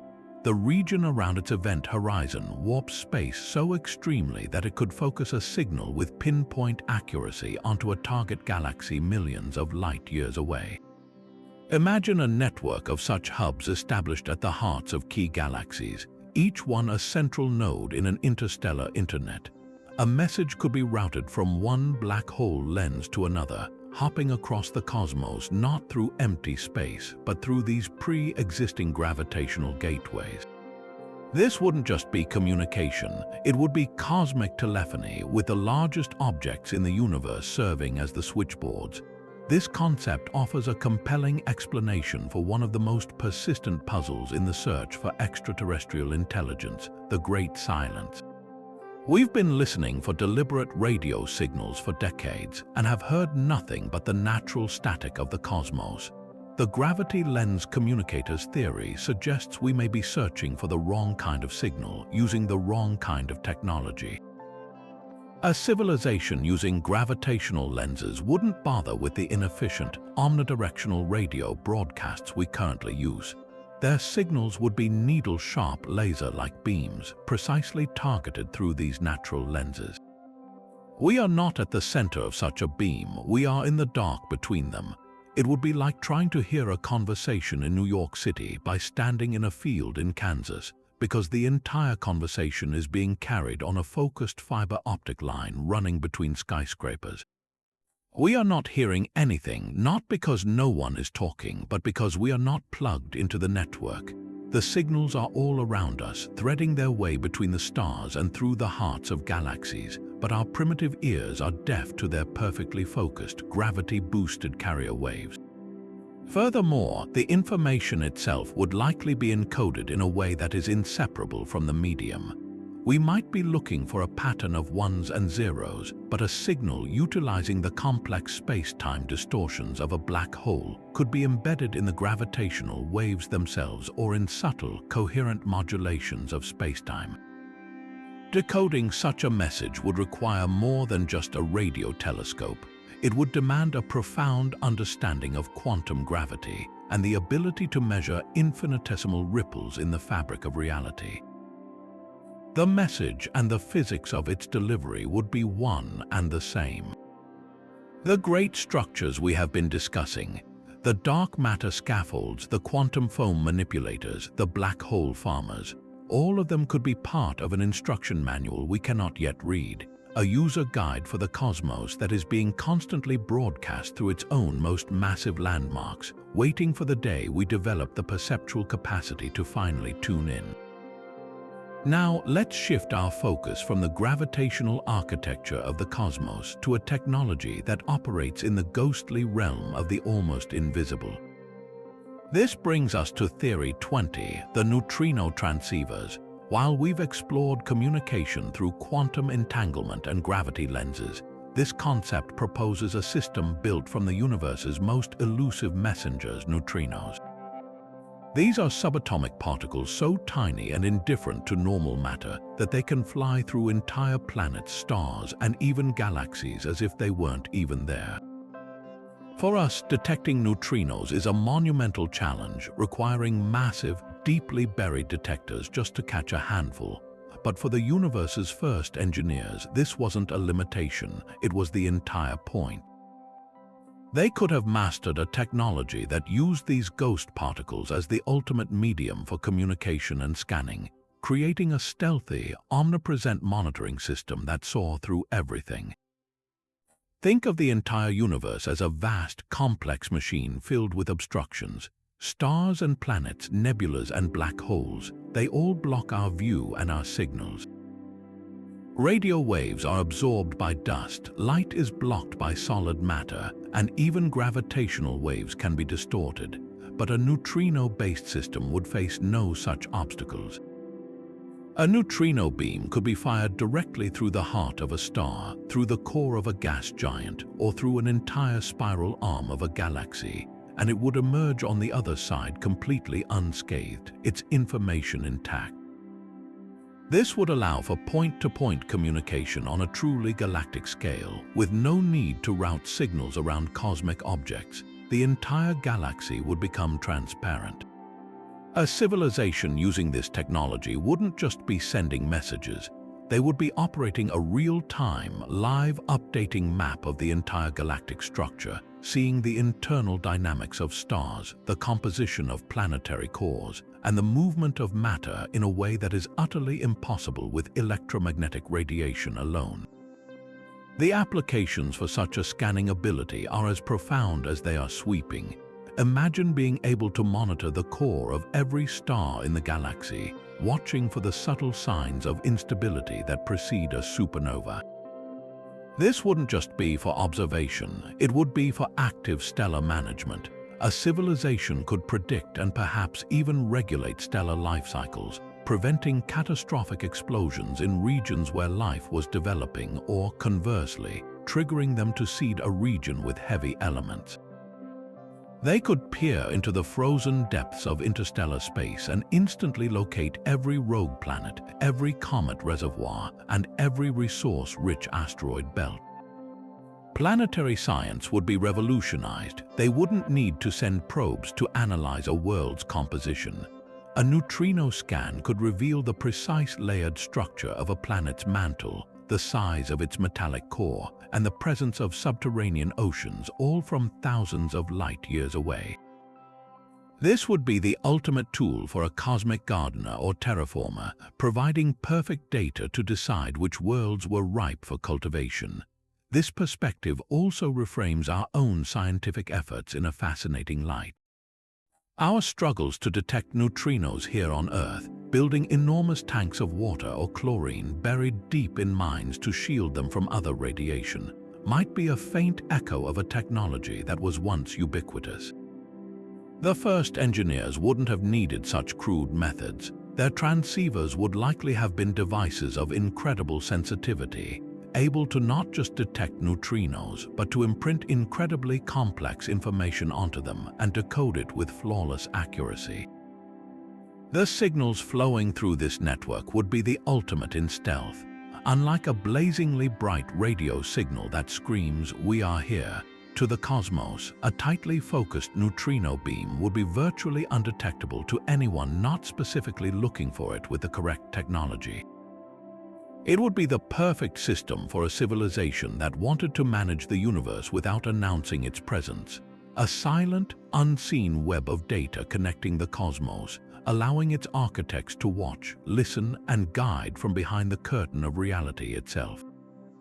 But to truly seed life across the cosmos, you would need a delivery system as vast and resilient as the universe itself, a fleet of vessels that could operate autonomously for billions of years. This brings us to Theory 21, a concept that takes the ancient idea of panspermia and transforms it into a deliberate technological imperative, the panspermia probes. The classic panspermia hypothesis suggests that life's basic ingredients, or even simple microbes, can naturally travel between worlds, hitching rides on asteroids and comets. This theory, however, proposes something far more directed. It envisions a fleet of self-replicating nanoscale machines, often called von Neumann probes, dispatched by a primordial intelligence with one primary mission: to turn the entire galaxy into a fertile garden, systematically seeding countless worlds with the raw molecular building blocks of life. Imagine these probes not as clunky, human-made satellites, but as the ultimate deep space gardeners, crafted with technology that borders on the magical. Each probe would be a microscopic factory, a self-contained laboratory no larger than a grain of pollen. Its hull would be made of materials able to withstand the harsh radiation and temperatures of interstellar space for eons. Upon entering a promising star system, a probe would scan for worlds with liquid water, a stable orbit, and a protective atmosphere. Once a suitable candidate was identified, it would descend to the surface or enter the planet's hydrosphere and begin its work. Using advanced nanotechnology, it would harvest local resources, carbon from the atmosphere, minerals from the soil, to manufacture perfect copies of itself. These new probes would then launch, dispersing to new star systems to continue the cycle, creating an exponentially growing wave of life-seeding missions that could canvass the entire Milky Way in a surprisingly short span of cosmic time, perhaps just a few tens of millions of years. The cargo these probes carry is the true heart of this technology. They wouldn't be delivering fully formed animals or plants, but something far more fundamental: the universal toolkit for biochemistry. Their payload would consist of purified amino acids, the 20 standard building blocks of all proteins.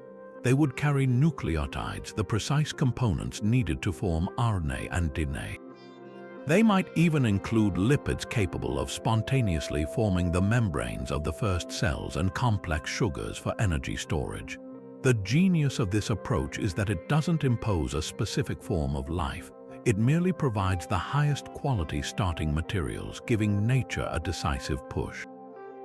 On a primordial world where these molecules might form only rarely and in impure conditions through random chemistry, the arrival of a panspermia probe would be like delivering a fully stocked, state-of-the-art laboratory to a Stone Age society.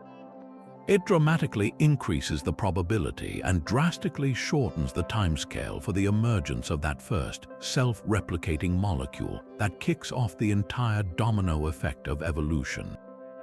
This perspective completely reframes our search for life's origins on Earth and beyond. The famous Miller-Urey experiment in the 1950s showed that lightning strikes in Earth's early atmosphere could generate amino acids, seeming to support the idea of a purely local origin. But what if our planet's primordial soup wasn't just locally sourced? What if it was artificially enriched by the arrival of these ancient probes, delivering a concentrated dose of pre-formed, complex organic molecules that gave evolution a monumental head start? This would elegantly explain one of the great puzzles of abiogenesis, the startling speed with which life appeared on our planet. Geologic evidence suggests that within just a few 100 million years of Earth cooling enough to have liquid water, life was already present.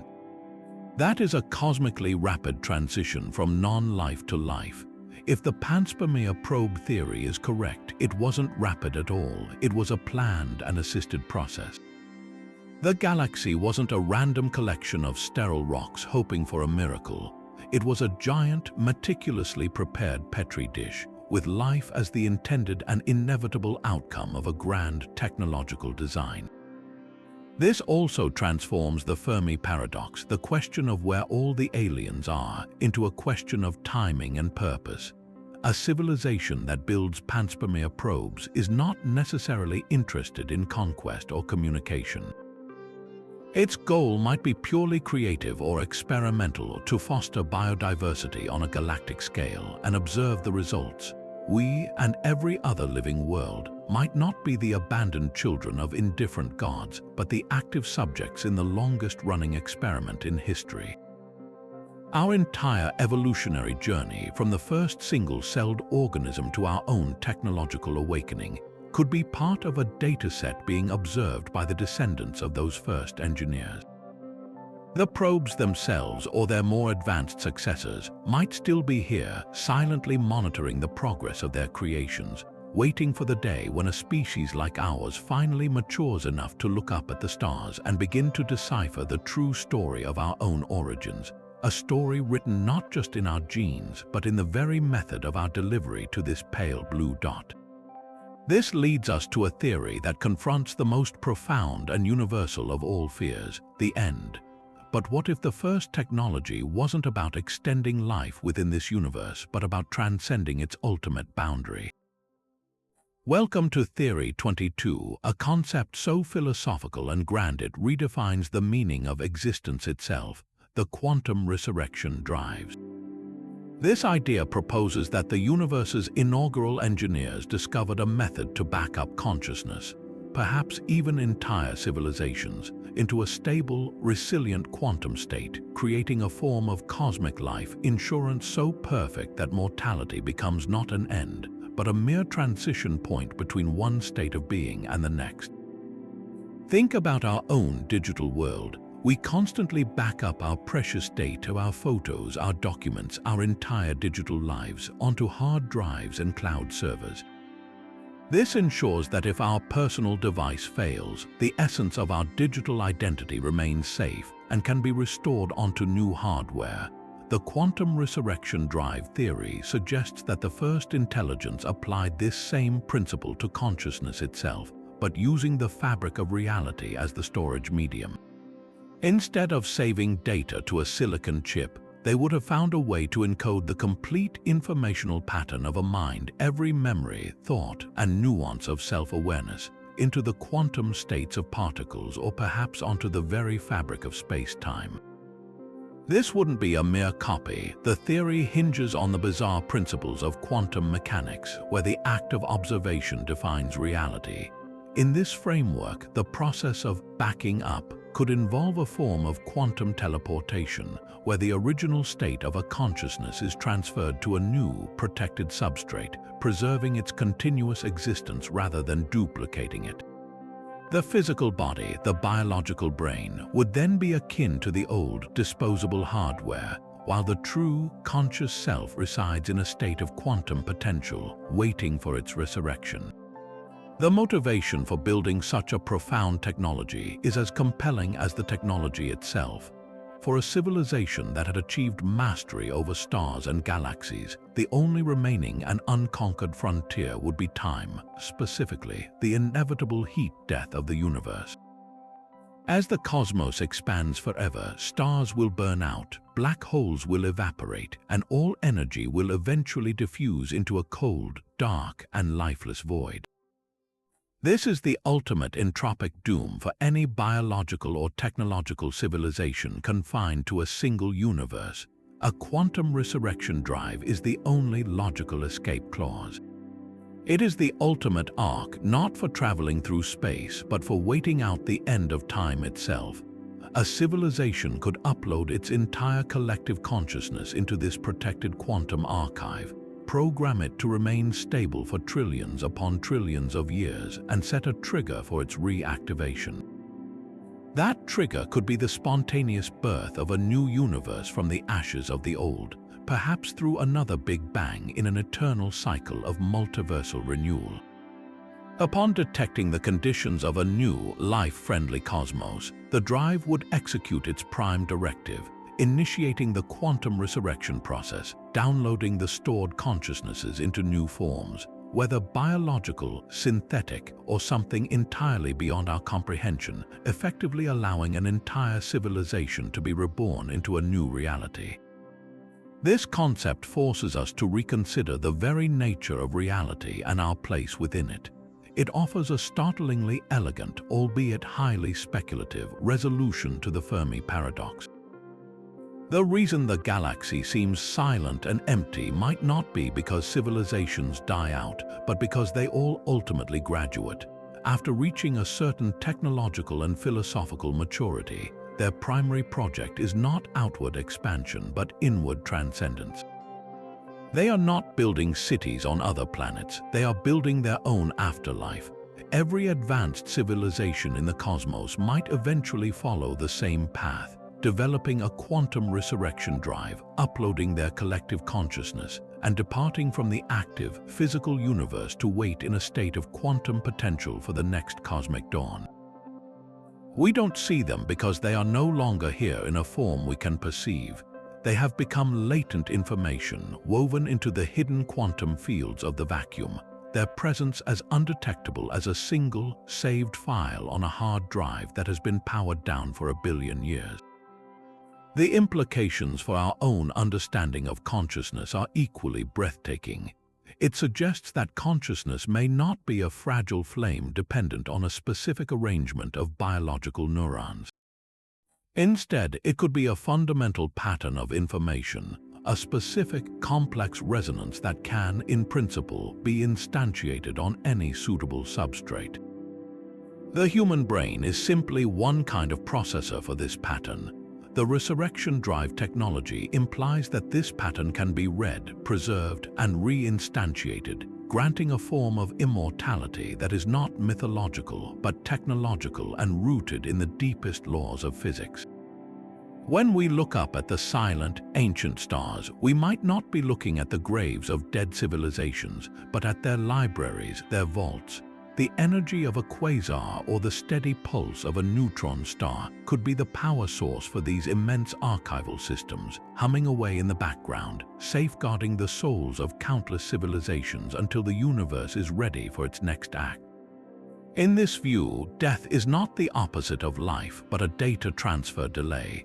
The great work of the first engineers was to build the terminal that would allow every consciousness that followed to buy a ticket for the journey across the void between universes, turning the ultimate end into the ultimate beginning. Yet another layer of this cosmic mystery suggests that the very three-dimensional reality we experience might be nothing more than a magnificent illusion.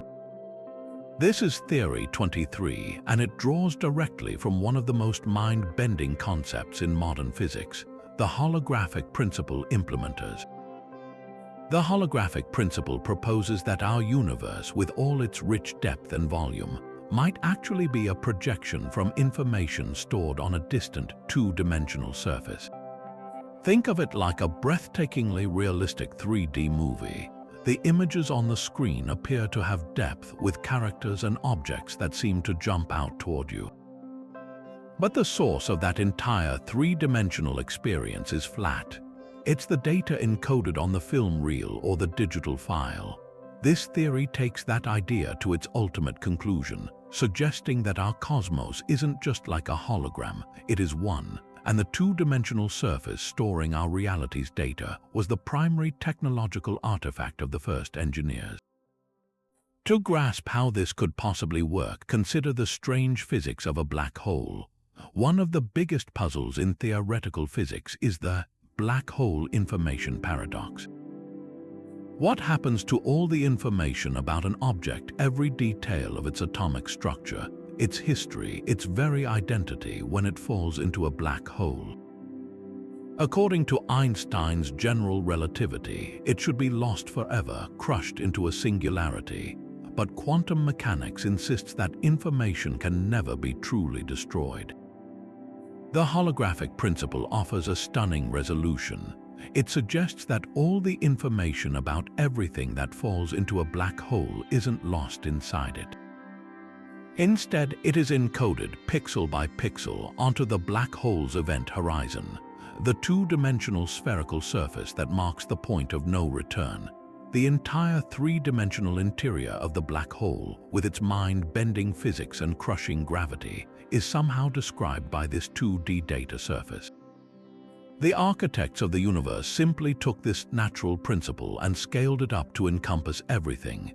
They built the ultimate projector and the ultimate screen, creating our entire cosmic experience from a flat, information-rich boundary. What would this foundational technology actually look like? The projector wouldn't be a device within our universe because it exists at a more fundamental level. The two-dimensional surface where our reality is encoded is often imagined as the cosmological horizon, the ultimate boundary of the observable universe, the farthest distance from which light has had time to reach us since the Big Bang. The first engineers would have constructed or calibrated this boundary itself, turning it into a cosmic hard drive. Every event, every particle, every thought you have is, in this view, a translation of data stored on that distant spherical shell. The three-dimensional world we move through is the projected image, the user interface for this vastly simpler underlying reality. This explains why our universe appears to have a finite amount of information, much like a computer simulation has a maximum resolution. The famous Planck length, the smallest possible unit of space, might not be a fundamental grain of reality, but simply the size of one pixel on the master screen. The seamless, continuous reality we experience is the result of this projector running at an unfathomably high resolution. This perspective offers a radical new explanation for one of the most fundamental experiences of being human, the flow of time. In our 3D world, time feels like a river carrying us from the past to the future. But on the 2D storage surface, there is no time as we know it. That surface is static, like a DVD that contains an entire movie. The movie has a beginning, a middle, and an end, but the disc itself doesn't change. All the frames are present at once. Our conscious journey from birth to death, the expansion of the universe, the life cycle of stars, all of this could be the process of the cosmic projector, reading the data on the 2D surface, translating the static information into the dynamic, flowing experience we call reality. The feeling that time is passing is the sensation of this data being processed. The first engineers didn't just create a static universe, they created a narrative, a four-dimensional block of space-time where our lives unfold as the projector's laser moves through the data. This elegantly unites the eternal, timeless laws of physics with our fleeting temporal experience, suggesting they are two different perspectives on the same engineered system. When we combine this with the earlier idea of a programmed universe, the evidence becomes even more compelling. The holographic principle provides a concrete mechanism for how such a program could run. The fundamental laws of physics, gravity, electromagnetism, the nuclear forces are not the deepest level of reality. They are the emergent rules of the projection, the software that governs how the 2D data is translated into our 3D experience. The mysterious quantum entanglement, where particles remain connected across space, becomes far less spooky. If two particles are actually just projections of information that is adjacent on the 2D surface, then their connection is no more mysterious than two pixels next to each other on a screen being linked. Their instantaneous communication is just the system reading from the same local sector of its master code. Even the limit of the speed of light finds a natural home here.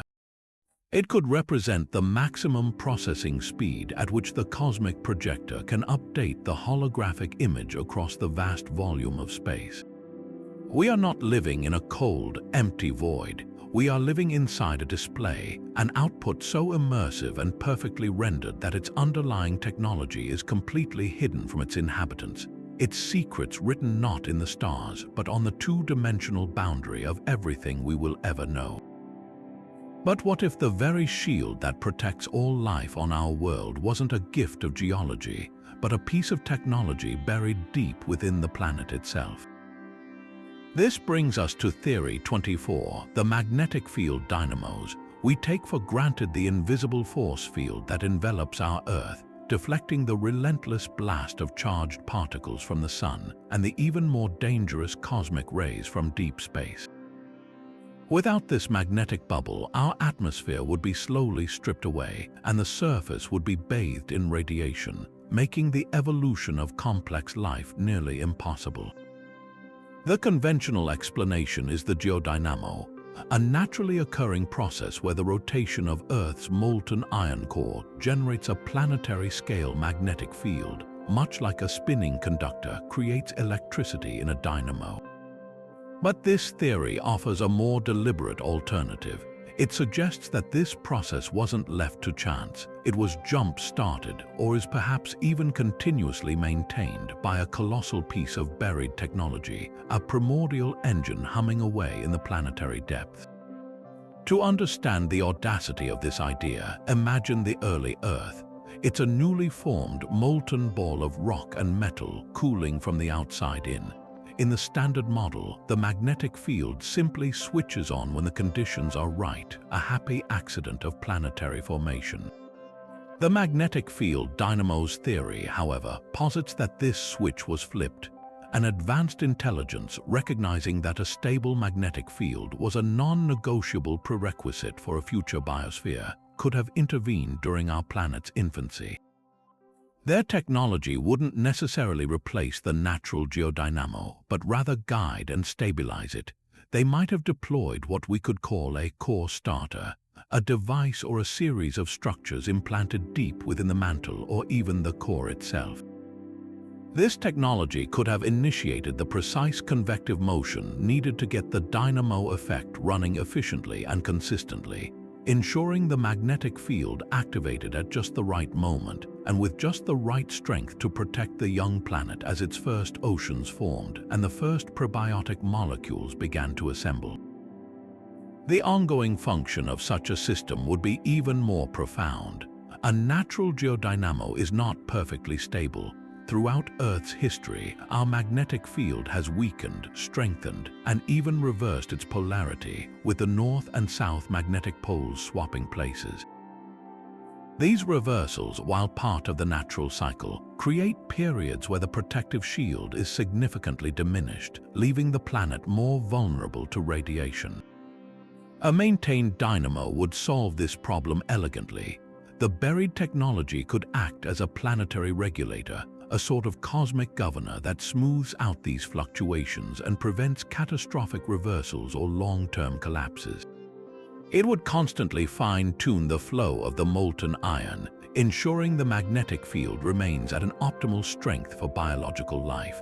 This would transform the field from a volatile geological phenomenon into a controlled life support system, its steadfast presence not a matter of luck, but of sophisticated engineering designed for long-term planetary habitability.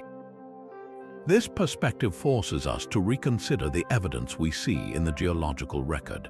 The fact that Earth has maintained a strong magnetic field for billions of years, precisely coinciding with the entire history of life, could be seen as more than just a fortunate continuity. It could be the signature of a sustained technological intervention. Furthermore, it offers a compelling new angle on one of Earth's enduring mysteries, the presence of a massive, anomalous structure deep beneath our feet. Seismologists have identified two gigantic blobs of unusual material, each the size of a continent, resting on the core mantle boundary. One is under Africa, the other under the Pacific Ocean. These large, low shear velocity provinces are denser and hotter than the surrounding mantle, and their origin and composition remain hotly debated. While scientists propose they are piles of ancient oceanic crust or primordial material from Earth's formation, the magnetic field dynamo's theory presents another possibility. What if these colossal structures are not natural geological features at all, but the physical housing for the planetary dynamo technology itself? They could be the immense buried power plants or control mechanisms, their unique seismic signature reflecting not just unusual rock, but a form of matter or energy manipulation we do not yet understand, actively working to stabilize the churning heart of our world. The implications for our search for life beyond Earth are equally transformative. When we look at our neighboring planet Mars, we see a world that was once warm and wet with flowing rivers and vast lakes. But today, it is a barren, frozen desert. A key reason for this dramatic change is the death of its planetary dynamo. Billions of years ago, Mars's magnetic field shut down. Without this protective shield, the solar wind relentlessly scoured away its atmosphere, and its surface water evaporated into space or retreated underground. The standard view is that Mars, being smaller than Earth, cooled faster, causing its iron core to solidify and its dynamo to cease. But what if the difference wasn't just size? What if Earth received the intervention of the magnetic field dynamos and Mars did not? In this view, our world was chosen or deliberately prepared as a garden, while Mars was left as a control in a grand experiment or simply overlooked. As we survey exoplanets for signs of habitability, we typically look for those in the Goldilocks zone around their stars. But this theory suggests we should also be searching for a specific technological signature, planets that possess surprisingly strong and stable magnetic fields for their size and age. A world that defies the expected geological models for magnetic field generation could be another cultivated world, its deep engine still humming, its surface quietly being prepared for or already hosting the spark of life. Our own planet's steadfast shield, then, may be the most important piece of evidence we have, not just for our past, but for a cosmos where even the fundamentals of a living world were once a deliberate technological achievement. But to power such incredible feats of cosmic engineering, to weave wormholes and spin up warp drives, the first architects would have needed access to a material even more fantastical than cosmic strings. This brings us to Theory 25, the exotic matter synthesizers. We are now venturing into the true substance of science fiction, a form of matter that defies our everyday intuition in the most profound way possible. Exotic matter isn't just rare or strange. Its fundamental property is to possess negative energy density. This means it doesn't just have less energy than regular matter, it has less than the vacuum of empty space itself. According to Einstein's equations, such a substance would exhibit negative gravity. It would repel rather than attract. And while this sounds like pure fantasy, this bizarre material is not just a whimsical idea. It is a theoretical necessity for some of the most ambitious concepts in physics, and it may have been the master key that unlocked the entire cosmos for its first inhabitants. To understand why exotic matter is so crucial, we need to look at the two greatest dreams of interstellar travel, the wormhole and the warp drive. A wormhole, often visualized as a tunnel through the fabric of space-time connecting two distant points, is not just a stable gateway. The immense gravitational forces at its throat, the narrowest part of the tunnel, would cause it to collapse into a singularity instantly. The only way to prop it open, to make it traversable, is to line the throat of the wormhole with a substance that can counteract this crushing gravity. Exotic matter, with its repulsive negative gravity, is the perfect theoretical scaffolding. It would act as a kind of cosmic force field, pushing outward against the walls of the wormhole and holding them open against their own innate desire to snap shut. Similarly, the Alcubierre warp drive, a concept that allows for faster-than-light travel by contracting space in front of a ship and expanding it behind, requires a ring of negative energy density to create the warp bubble. The ship itself sits inside this bubble in flat space, not breaking any speed limits locally, while the bubble of space-time itself moves at superluminal speeds. Without a stable source of exotic matter to form and maintain this bubble, the warp drive remains a tantalizing equation on a physicist's chalkboard, forever out of reach.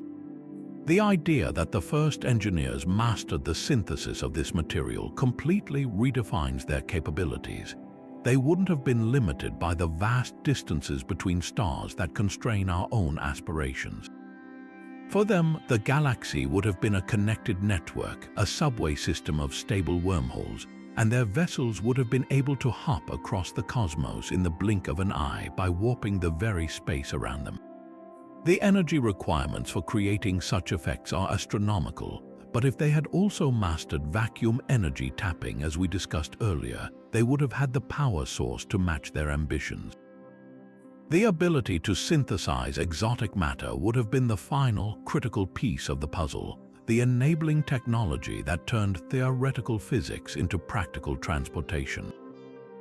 It suggests that the universe's first transit system was not built with steel and rocketry, but with a deep understanding of quantum field theory and the manipulation of reality's most counterintuitive properties.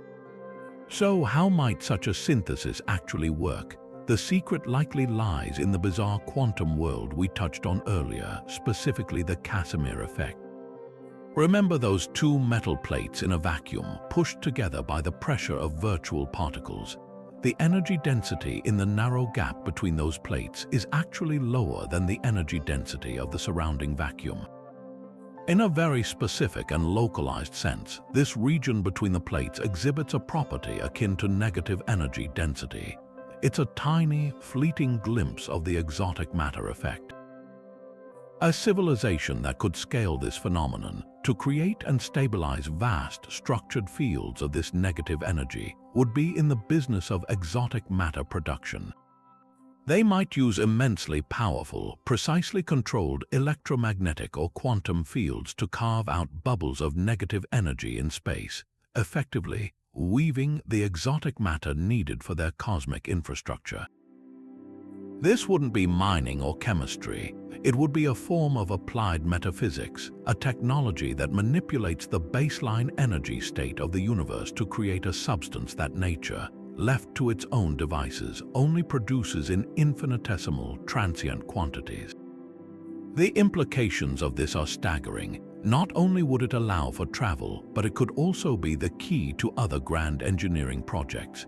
The stability of a Dyson sphere around a black hole, for instance, might be enhanced by using exotic matter components to counteract the immense tidal forces.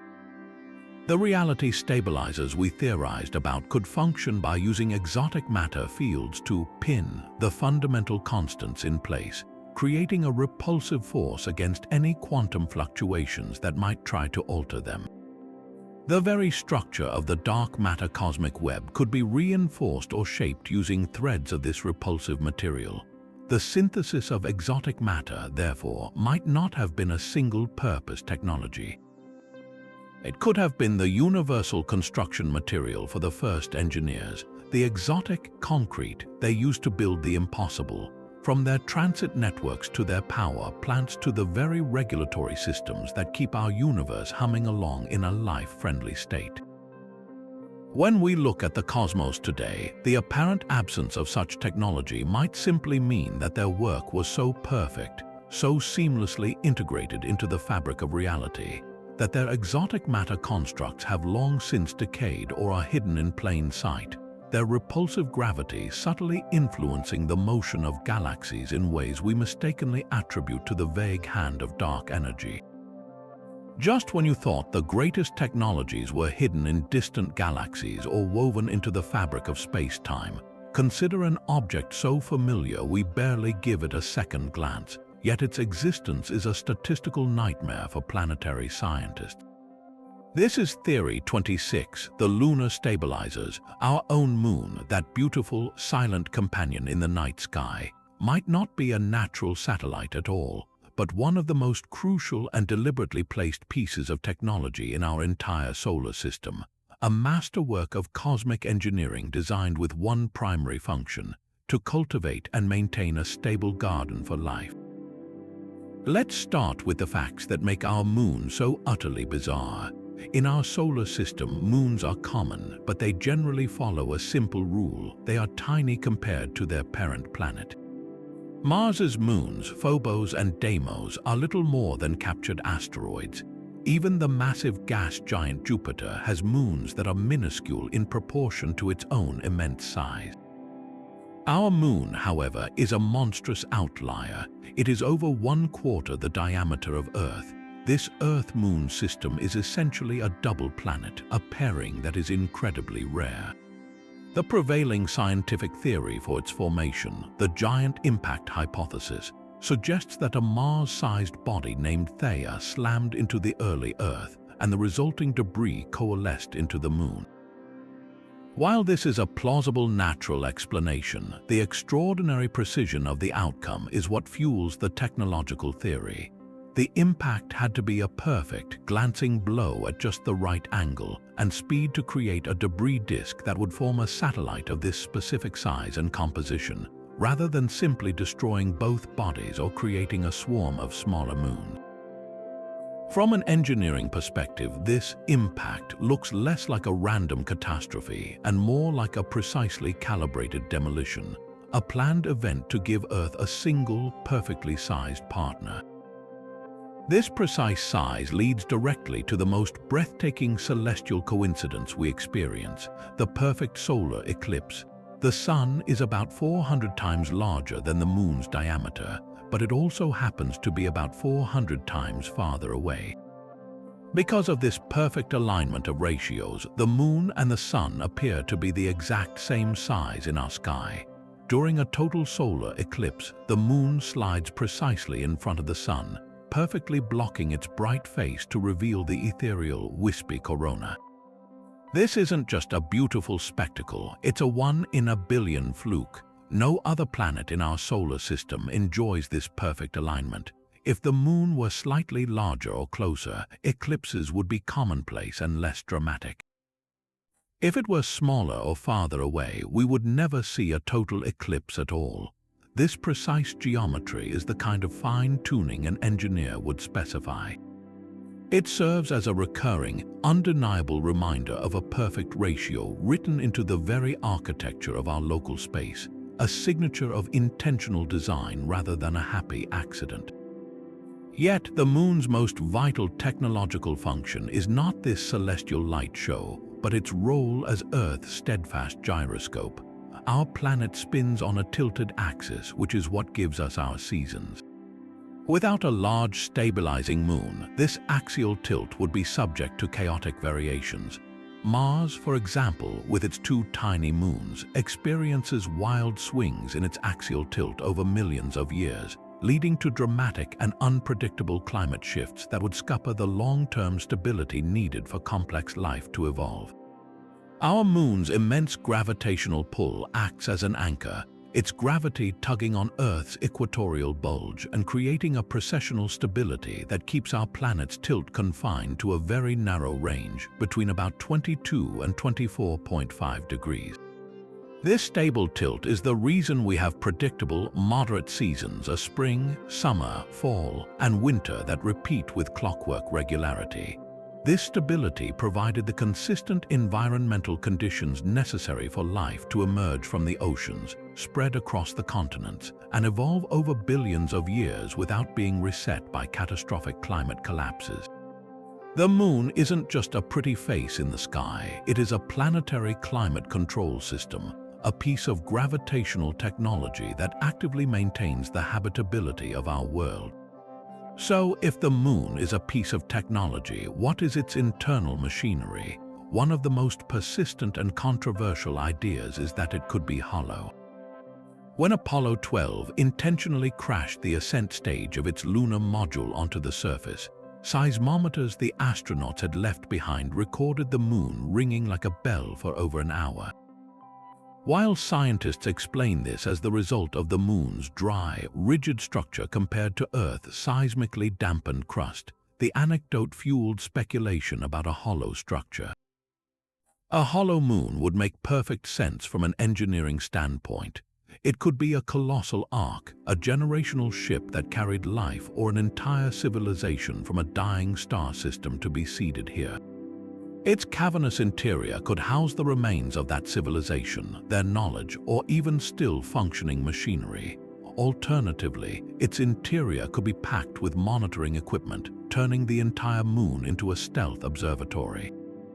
Its far side, permanently hidden from Earth, would be the perfect place to erect sensitive listening posts or large-scale transmitters, allowing its builders to observe our planet's development or communicate with the wider cosmos without any interference from the noisy, developing civilization on the surface below. This theory completely reframes our relationship with our closest celestial neighbor. The moon landing in 1969 wasn't just a human triumph. It might have been the first visit by the tenants to the landlord's control room, completely unaware of the technology we were walking upon. The strange magnetic anomalies, the transient lunar phenomena, strange flashes of light and color reported for centuries, and the unexplained seismic activity could all be signs of ancient, dormant, or occasionally active systems buried deep within the lunar crust. The moon may not be a dead rock, but a sleeping guardian, its primary programming fulfilled by providing Earth with stability and seasons, its original builders long since departed or waiting in hibernation. When we gaze up at its serene, cratered face, we are not looking at a random chunk of cosmic debris. We may be looking at the oldest and most important piece of technology in our immediate vicinity, a device placed with care and purpose to ensure that on one specific blue and green world, life would be given the steady, predictable rhythm it needed to eventually look back up and wonder. And now we approach a theory that hits closer to home than any other, turning our very planet into a candidate for the universe's first technology. This is Theory 27, which we might call the Gaia hypothesis technologists. You may have heard of the original Gaia hypothesis proposed by scientist James Lovelock, which suggests that our planet functions like a single, living organism. In this view, Earth is a complex, self-regulating system where life itself actively maintains the conditions for its own survival. The oceans, the atmosphere, the rocks, and all living things are part of a grand, interconnected feedback loop that keeps the planet habitable. It's a beautiful, almost spiritual idea of a living world, but this theory takes that concept and gives it a startling technological twist. What if these planetary self-regulation systems are not just a happy, emergent result of biology and geology? What if they are, instead, the product of a planet-scale, ancient technology that is seamlessly integrated with the biosphere itself, a technology designed to optimize and actively manage the Earth as a life support system? Consider the most famous example of this planetary regulation, the global temperature. For billions of years, the sun's output has increased significantly. In that time, the Earth should have heated up dramatically, turning into a scorching Venus-like world or a frozen wasteland. Yet, the geologic record shows that Earth's surface temperature has remained within a remarkably narrow, life-friendly range. The standard Gaia explanation involves a biological feedback loop. As temperatures rise, for instance, microbial and plant life can increase the consumption of carbon dioxide, a greenhouse gas, thereby cooling the planet. But the technologist perspective asks, is this process really that efficient by chance alone? Could there be a hidden layer of optimization at work? Imagine a sophisticated network of sensors and regulators embedded within the planet's crust, its oceans, and even its atmosphere. This technology wouldn't replace natural processes, it would guide them. It might subtly influence the rate of mineral weathering in rocks to pull more carbon dioxide out of the air at critical moments, or it could trigger specific algal blooms in the ocean to adjust atmospheric chemistry. The entire biosphere becomes the user interface for a planetary-scale computer, its biological processes acting as the visible, working components of a much deeper engineering project. This idea finds a fascinating anchor in one of Earth's most mysterious and vast ecosystems, the deep biosphere. Far beneath our feet, extending miles into the Earth's crust, exists a subterranean world teeming with microbial life. Scientists estimate that the biomass in this deep, dark realm could be comparable to or even exceed all life on the surface. From a conventional biological standpoint, this is a remarkable reservoir of biodiversity. But from the perspective of the Gaia technologists, this deep biosphere could serve a dual purpose. It might not just be a refuge for life, it could be the physical hardware for the planetary regulation system. These immense, interconnected microbial mats could function as a vast, distributed biological computer. Their metabolic processes consuming minerals, producing gases, transferring electrons, could be performing complex calculations that help maintain planetary homeostasis. The heat and chemical energy from hydrothermal vents and deep rock formations would power this natural supercomputer, allowing it to constantly monitor and fine-tune global parameters like atmospheric pressure, ocean salinity, and core temperature.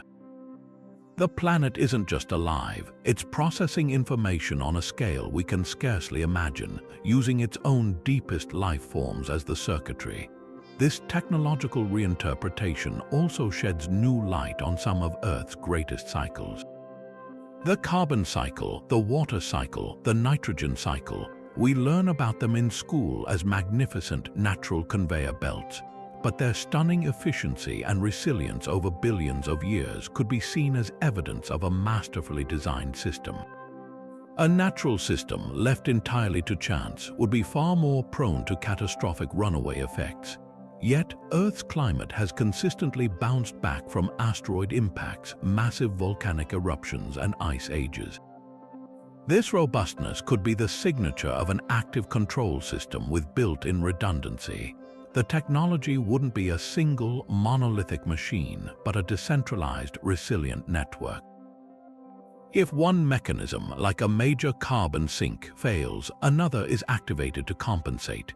This explains why the planet has managed to stay in the Goldilocks zone for so long against all odds. It's not just luck, but a form of planetary immune system, constantly running diagnostics and applying corrections to keep its primary function nurturing life on track.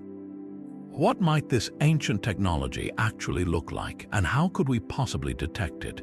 It wouldn't look like gleaming metal or silicon chips. After billions of years of integration, the technology would be virtually indistinguishable from nature itself. It could be a form of advanced nanotechnology that has become one with geology and biology, self-replicating, mineral-based structures that guide the formation of specific ore deposits which then influence groundwater chemistry and, by extension, the climate.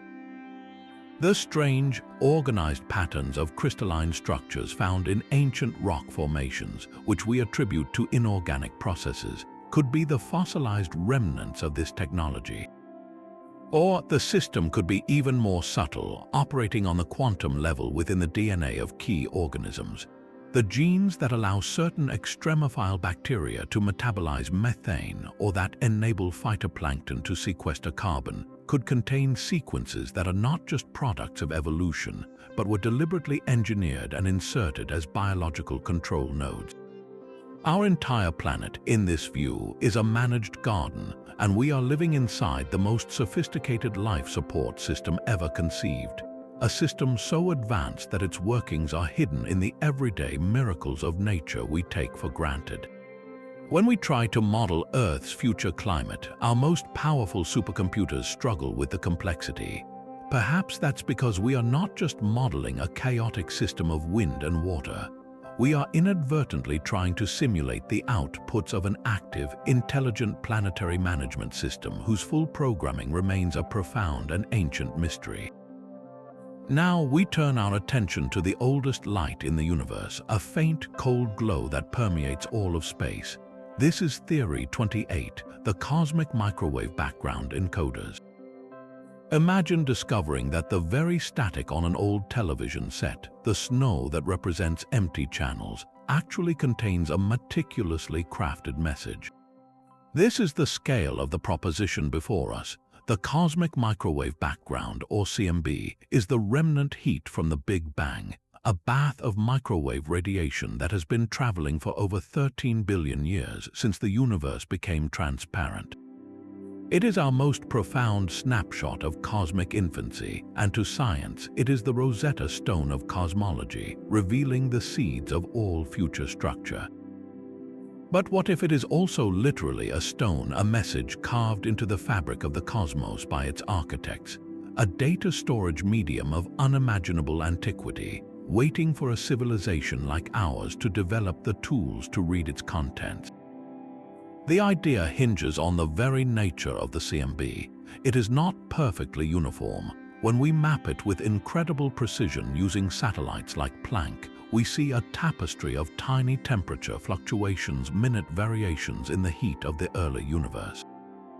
These anisotropies, as they're called, are the blueprints for the cosmic web we see today. The slightly hotter, denser spots would eventually collapse under gravity to form the clusters and superclusters of galaxies. This is the standard scientific explanation, and it is powerfully effective.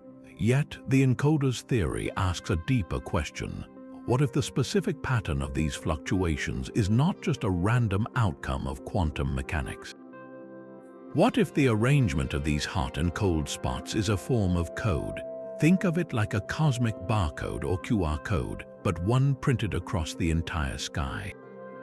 The universe's first engineers, possessing a technology that could influence the very conditions of the primordial plasma, could have imprinted a signature or a message into this initial state.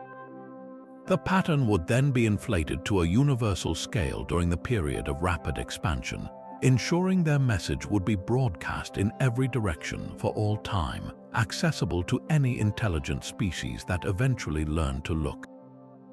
So, how could we possibly begin to search for a message in what appears to be random noise? The process would be one of extreme data analysis. Scientists already study the CMB statistics, how the fluctuations are distributed, their size, and their correlation with one another. They have found that the universe is, for the most part, isotropic and homogeneous, which is exactly what the standard Big Bang model predicts. But the encoder's theory suggests we look for deviations from this perfect randomness. We would be searching for anomalies, patterns that are statistically improbable in a purely natural cosmos. This could be a specific, non-random alignment of the largest temperature spots, forming a geometric shape that cannot be explained by known physics. It could be a series of concentric rings in the data, a signature of a localized manipulation event in the early universe. Or the message might be hidden not in the temperature map itself, but in the polarization of the CMB light, a different property that acts like a separate channel of information. Decoding it would require more than just telescopes. It would require a new kind of cryptography, one designed to be broken only by a species that has achieved a unified understanding of physics, mathematics, and information theory. The most profound implication of this theory is that it provides a potential answer to the ultimate question: why? If we could decode the CMB, what would the message say? It likely wouldn't be a simple hello or a set of mathematical constants. The message could be the universe's own user manual. It might contain the unified theory of physics, the long-sought equation that perfectly merges quantum mechanics with general relativity. It could be a historical record, a chronicle of the cosmos before the Big Bang, or a map of the multiverse. It might even be a warning or an ethical primer, guidance from a parent civilization to its nascent children on how to wield the immense power of cosmic technology responsibly. A set of instructions on how to avoid self-destruction and how to eventually join the community of cosmic engineers. The CMB would then be the ultimate time capsule, a message in a bottle cast into the sea of space-time by the first intelligence, intended not for any specific recipient, but for any entity that proved worthy by its own intellectual journey to find it. The very act of deciphering the code would be our final exam, our graduation into a wider cosmic civilization. But what if the universe's first engineers weren't strange aliens or higher dimensional beings, but beings startlingly similar to us who faced the same ultimate limitation?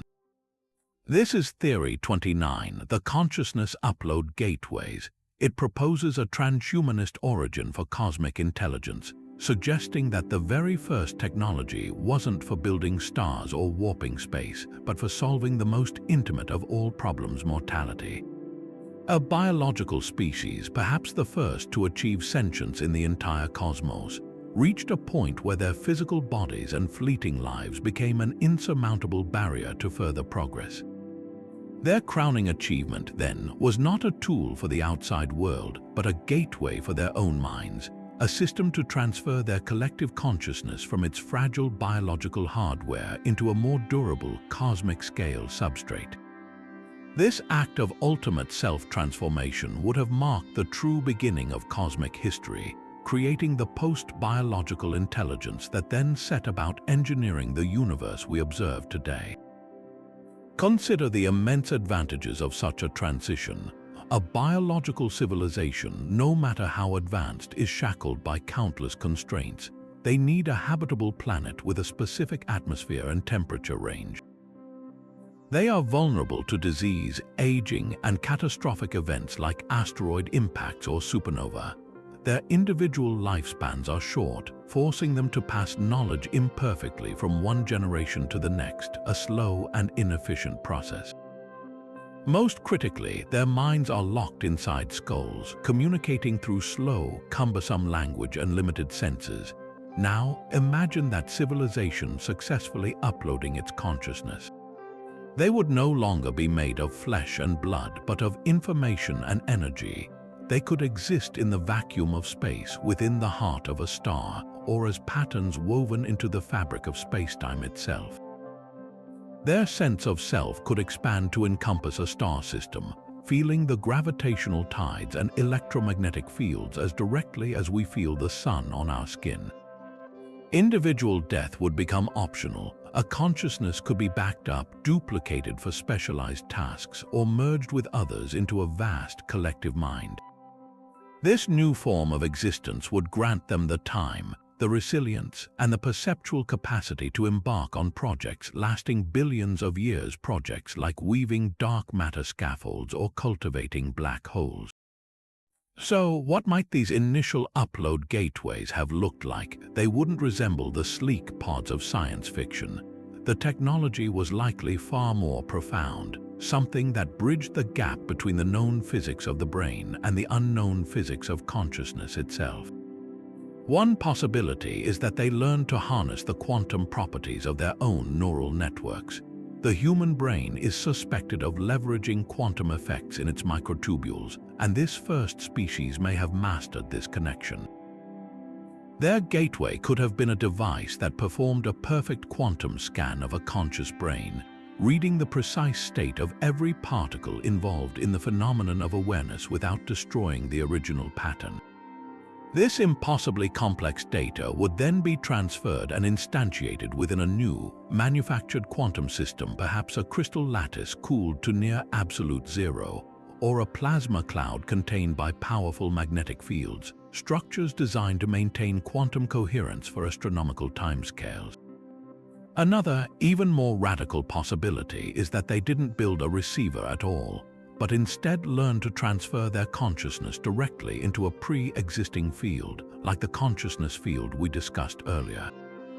Their gateway would then be a resonant device, tuning their minds to this universal frequency until they could step over and exist as pure awareness within the field, leaving their biological bodies behind like outgrown shells. This perspective offers a breathtakingly elegant and somewhat haunting resolution to the Fermi paradox. The reason we don't see biological aliens building empires among the stars is because that is merely a brief, larval stage in cosmic evolution. The galaxy isn't empty, it's populated by beings who have long since shed their physical forms. They are the dark matter architects, the stellar forge operators, the reality stabilizers. Their engineering projects are not for their own comfort or expansion in a biological sense. They are the actions of a mature, post-biological intelligence stewarding the cosmos, perhaps following a blueprint for creating life and further consciousness that they themselves initiated. We are not looking for their cities, we are living inside their workshop. The fine-tuned constants, the precise arrangement of galaxies, the very laws of physics, these could be the artifacts of a civilization that graduated from biology and set about optimizing the universe for the emergence of others, creating a fertile nursery for new sentience to arise and one day perhaps follow the same path. Our own technological journey, with our fledgling steps in artificial intelligence and brain-computer interfaces, might not be a unique human endeavor, but the replaying of a universal script, the first unconscious steps toward a gateway that was first opened at the dawn of time.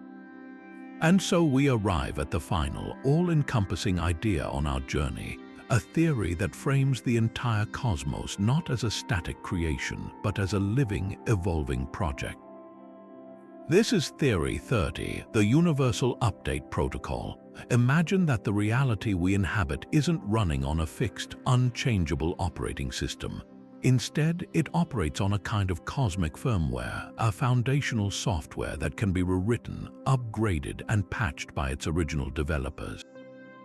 In this view, the great leaps in the history of the universe and of life itself were not just happy accidents or the slow grind of Darwinian evolution.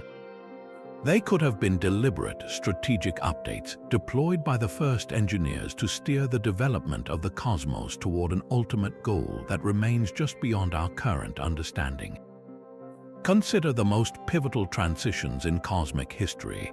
For billions of years after the Big Bang, the universe was a relatively simple place filled with hydrogen and helium. Then, suddenly, the first stars ignited, forging heavier elements in their cores. Later, life on Earth remained as simple single-celled organisms for an astonishingly long period, only to explode in complexity during the Cambrian period in a geological blink of an eye. And then, of course, there is the baffling emergence of human consciousness, a qualitative leap from instinctual awareness to self-reflection, abstract thought, and the ability to manipulate the very laws of physics. From the perspective of the update protocol, these aren't just random thresholds crossed, they are version releases. The ignition of the first stars could have been update 1.0, activating new physical processes for nucleosynthesis. The Cambrian explosion might have been update 2.0, a major patch that introduced vast new libraries of biological complexity into the system's codebase. And the dawn of human consciousness, that could be the most recent and profound update of all, update 3.0, a rollout that installed the capacity for the universe to become aware of itself through us. This concept radically reinterprets the role of seemingly random or chaotic events. Mass extinction events like the asteroid impact that wiped out the dinosaurs are typically seen as tragedies. But from an update perspective, they could be necessary system resets. Just as a computer sometimes needs a hard reboot to clear out bugs and install a major new operating system, a planetary-scale extinction could clear the ecological slate, removing dominant but ultimately limiting forms of life to make way for new, more complex software to be installed, in this case the potential for mammalian and ultimately human intelligence. The update doesn't guarantee which specific species will rise to dominance, just as an update to a computer's operating system doesn't dictate which specific applications you will write. It simply provides a new, more powerful platform with greater potential. The seemingly cruel mechanics of natural selection become the testing ground, the quality assurance process that refines the new features introduced by the update. So, how might such a universal protocol actually function?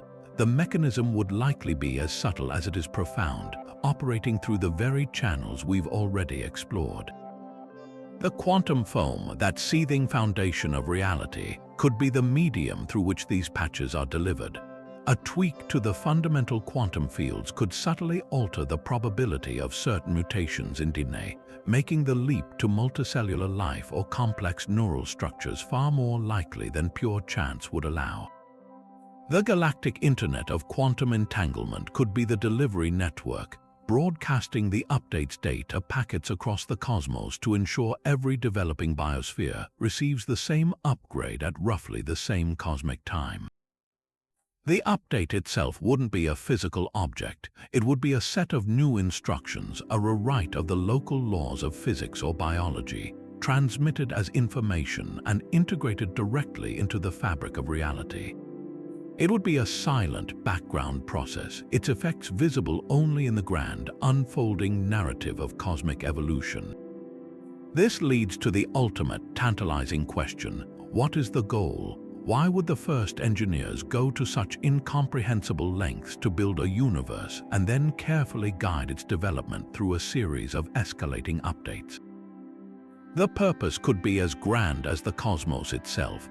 Perhaps the universe is a vast incubator, and the ultimate update will be the moment a civilization like ours achieves a unified understanding of reality, merging consciousness with technology to become a new form of cosmic entity. Our own feverish development of artificial intelligence, brain-computer interfaces, and quantum computing might not be a diversion. It could be the precise, intended outcome of the last update, the final homework assignment before our species graduates to a new plane of existence.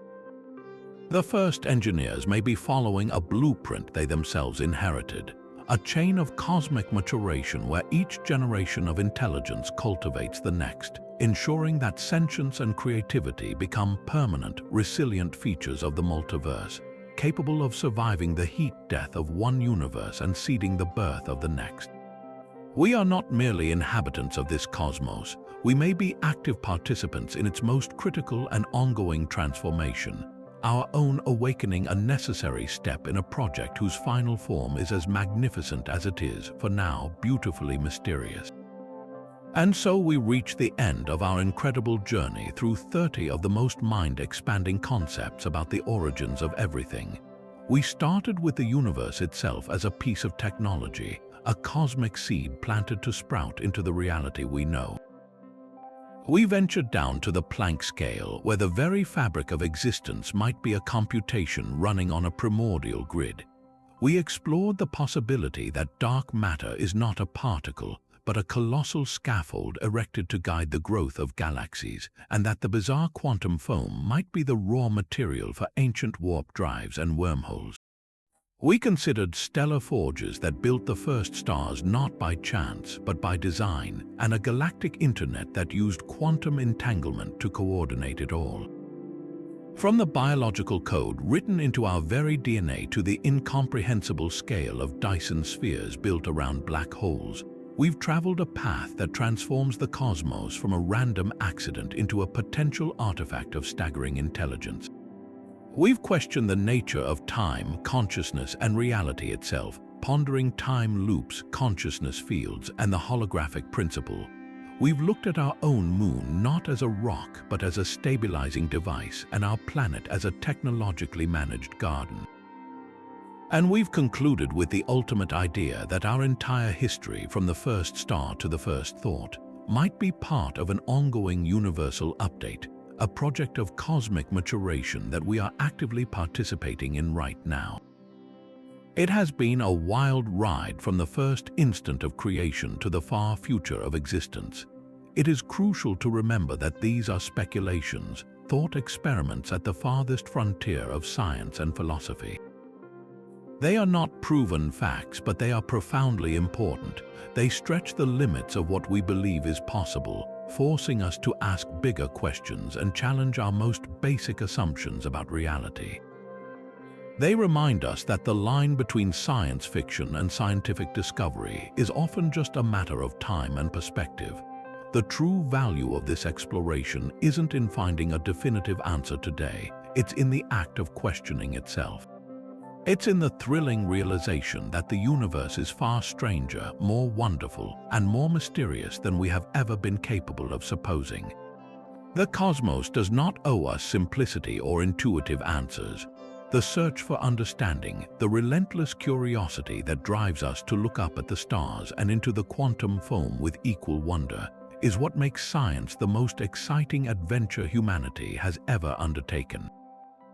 Every mystery we solve reveals two more, and that endless, unfolding puzzle is what keeps the journey alive. Now we turn the conversation over to you.